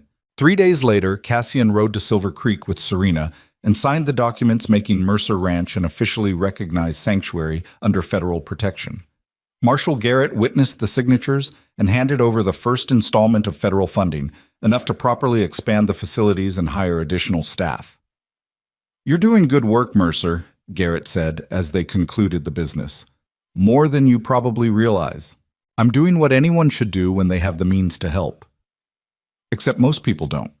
Most people with your wealth and influence find ways to ignore problems that don't affect them directly. The marshal shook his hand firmly. Don't prove me wrong about you. I'll try not to. The changes came gradually after that. The ranch expanded, adding proper housing for families and a small school where the children could learn reading and arithmetic from one of the women who'd been a teacher before Vane's network destroyed her life. They hired a doctor to visit weekly, checking on the physical and mental health of the refugees. Maria trained several women in cooking and household management, giving them skills they could use to support themselves eventually. But the biggest change was harder to quantify. It was the way people stopped looking over their shoulders constantly, the way children started playing without that edge of fear, the way laughter became a common sound instead of something rare and precious. The ranch was becoming what Serena had envisioned, a real sanctuary where people could heal and rebuild. Not everyone made it. Some refugees stayed just long enough to recover before moving on, eager to put distance between themselves and the memories this place carried. A few couldn't shake the trauma of what they'd survived and left seeking treatment or support the ranch couldn't provide. One woman took her own life in the early spring, and they buried her beside Jack in the cemetery, another casualty of Vane's cruelty, even months after his death. Those failures haunted Cassian in ways that success never could. He'd catch himself wondering what he could have done differently, what signs he'd missed, whether having more resources or better staff might have changed the outcome. Serena found him one night sitting on the porch, staring at nothing, and sat down beside him without speaking. You can't save everyone, she said finally. I should have seen she was struggling. She was good at hiding it. And even if you'd seen, even if you'd tried to help, sometimes people are too damaged to heal. That's not your fault. Feels like it should be. It's not. Serena took his hand, and the gesture was so natural now that neither of them thought about it. You gave her safety and shelter and support. You gave her 6 months of peace she wouldn't have had anywhere else. That matters, even if it wasn't enough in the end. Cassian knew she was right intellectually, but it still sat heavy in his chest. This was the cost of caring about people. You couldn't control their choices or guarantee their safety, and sometimes, despite everything you did, they still slipped through your fingers. How do you do it? He asked. How do you keep going when you know some of these people won't make it? Because some of them will. Because for every person we lose, there are 3 more who are building new lives because of what you built here. She squeezed his hand. You taught me that, actually. That night when you found me in the canyon and decided I was worth saving even though you didn't know me, didn't know if I'd survive, didn't know if helping me would cost you everything, you took that risk anyway. And it did almost cost me everything. But it didn't. We're still here, and we're doing something that matters. She released his hand and stood, stretching. Now come inside and get some actual sleep. Tomorrow we've got a family arriving from Black Valley, and they're going to need you looking less like death warmed over. Summer arrived with heat that turned the valley into an oven, but the ranch thrived anyway. The cattle operation continued profitably enough to support the sanctuary work, and the federal funding covered the rest. They'd found a rhythm, a balance between business and charity that seemed sustainable for the first time. Cassian spent his days managing operations, meeting with refugees, coordinating with Marshall Garrett on cases of trafficking survivors who needed placement. Serena had taken over much of the day-to-day sanctuary management, and she was better at it than he'd ever been, more patient, more understanding, more willing to sit with someone's pain without trying to immediately fix it. They'd become partners in a way that went beyond simple cooperation. They fought sometimes, usually about how much risk to take, or how many resources to commit to helping someone new. She thought he was too cautious now that they had federal oversight. He thought she was too willing to ignore practical limitations in favor of helping one more person. But the arguments never lasted long, and they always ended up in the same place, agreeing that doing something imperfectly was better than doing nothing at all. You're going to marry that girl eventually, Maria said one afternoon, watching Cassian watch Serena teach a group of women basic self-defense. Might as well stop pretending otherwise. I'm not pretending anything. We're business partners. Business partners who look at each other like that? Please, Maria snorted. I've known you since you were a boy, Cassian Mercer. I know what it looks like when you care about someone. It's complicated. Love usually is, but that doesn't make it less real. She patted his arm. Elena would have liked her, you know, would have approved of what you're doing here. The words hit harder than Cassian expected. He'd spent so long not thinking about Elena, burying that pain beneath work and responsibility, that hearing her name still felt like touching an old wound. But Maria was probably right. Elena had always believed in helping people, in using their wealth for something beyond accumulation. She would have loved this sanctuary, would have thrown herself into it completely. Maybe someday, Cassian said quietly. But right now, we've got work to do. Always more work. That's your excuse for everything.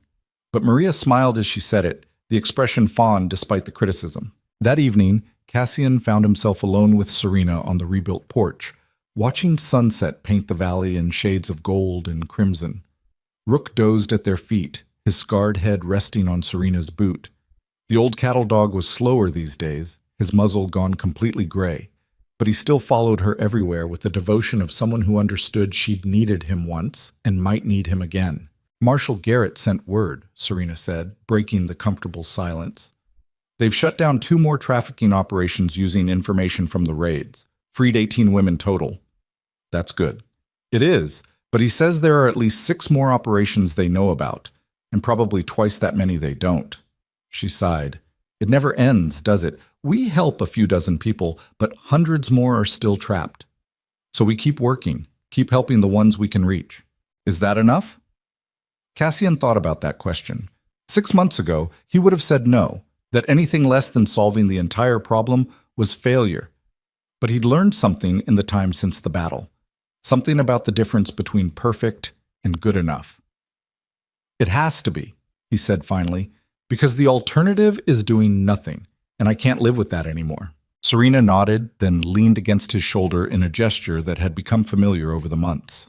They sat like that as full darkness fell, 2 people who'd found each other in the worst circumstances and somehow built something better out of the wreckage.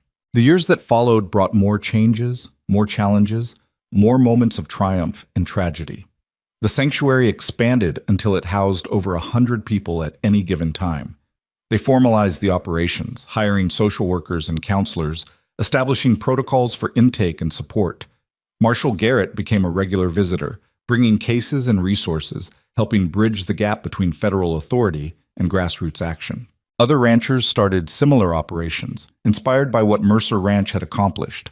A network formed across the territory, sanctuaries communicating and coordinating, sharing resources and information. It wasn't enough to eliminate trafficking. That would take decades and systemic changes beyond what any individual could accomplish. But it was progress, measured in individual lives saved and futures rebuilt. Cassian and Serena never married, despite Maria's predictions and everyone's expectations. They didn't need the formal declaration. What they'd built together was more permanent than any ceremony could make it. They were partners in every sense that mattered, united by shared purpose and the understanding that came from surviving hell together.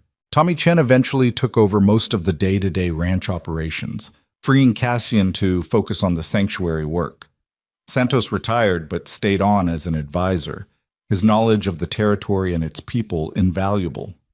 Marcus worked until the day he died at 73, collapsing in the yard while checking fences, and they buried him beside Jack with full honors and tears from everyone who'd known him. Rook lived to be 14 before age, and old injuries finally caught up with him.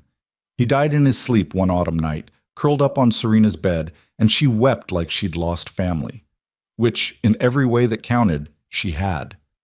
They buried him on the western ridge overlooking the valley, and Serena planted sage over his grave the way the old-timers said you should, for dogs who'd been loyal. Time passed. The ranch evolved. New people arrived seeking safety, stayed to heal, and eventually moved on to build lives elsewhere. Some came back to visit, bringing children they'd had since leaving, wanting to show their families the place that had saved them. Others disappeared completely, and Cassian learned to accept that some people needed to leave their past behind entirely, including the good parts. And sometimes, late at night when sleep wouldn't come, Cassian would stand on the porch and remember that storm-dark night when a scarred cattle dog had led him into a canyon to find a dying woman. He'd think about all the choices that followed, the decision to help her, to fight for her, to risk everything for someone he barely knew. He'd never regretted it, not once. Even when it nearly cost him his ranch, his life, everything he'd built. Because what he'd gained was worth more than wealth or safety or the comfortable isolation he'd wrapped himself in for years. He'd gained purpose, community, the knowledge that his life meant something beyond profit margins and property lines. And he'd learned that sometimes the right choice was also the hardest one, but you made it anyway because the alternative was betraying everything you believed about what it meant to be human. Serena found him on the porch during one of these late-night reflections, 2 decades after that first meeting in the canyon. She was 50 now, her hair starting to gray at the temples, her face carrying the lines that came from years of hard work and harder choices. But her eyes were clear and calm in a way they never had been in those early days. "Can't sleep?" she asked, joining him at the rail. "Just thinking." About how one decision can change everything, how finding you in that canyon led to all of this. He gestured at the ranch spread out below them, lights glowing in windows where families slept safely. "Sometimes I wonder what would have happened if Rook hadn't caught your scent that day. If I'd stayed at the ranch instead of following him. I'd be dead. And you'd still be alone in that big house, rich and miserable and wondering if any of it mattered." Serena smiled. "But he did find me, and you did follow, and everything that came after, the good and the bad, that's the life we built from that choice." "No regrets?" "A few, but none of them are about surviving. None of them are about this place or what we've done here." She took his hand, and the gesture was as natural as breathing after 20 years. "We saved each other that night in the canyon, Cassian. You just happened to be the one conscious enough to realize it first." They stood together in the darkness, 2 people who'd been broken and rebuilt, who'd fought wars and found peace, who'd learned that redemption wasn't a destination, but a choice you made every day to try to be better than you were yesterday. Strangers still came to the Western Ridge sometimes, drawn by stories they'd heard about Mercer Ranch. They'd stand by the sage-covered grave looking out over the valley, and they'd repeat the legend that had grown over the years, about a wealthy cattle baron who'd ruled with silence and gold until his dog found a dying girl in the dust. And together they'd built something stronger than fear, more valuable than wealth, more permanent than any empire raised on money alone. The story changed with each telling, as stories do, but the core remained true. That courage sometimes looks like a scarred dog refusing to leave someone dying in a canyon. That strength sometimes means risking everything for someone you barely know. And that the best things humans build aren't made of wood or stone or gold, but of the choice to help when helping is hard, to stand when standing costs everything, to believe that one person's survival matters enough to bet your entire life on it. That was the legacy of Mercer Ranch, not cattle or land or buildings that would eventually crumble to dust, but the lives saved, the hope restored, the message sent that some things were worth fighting for even when the odds said you'd lose.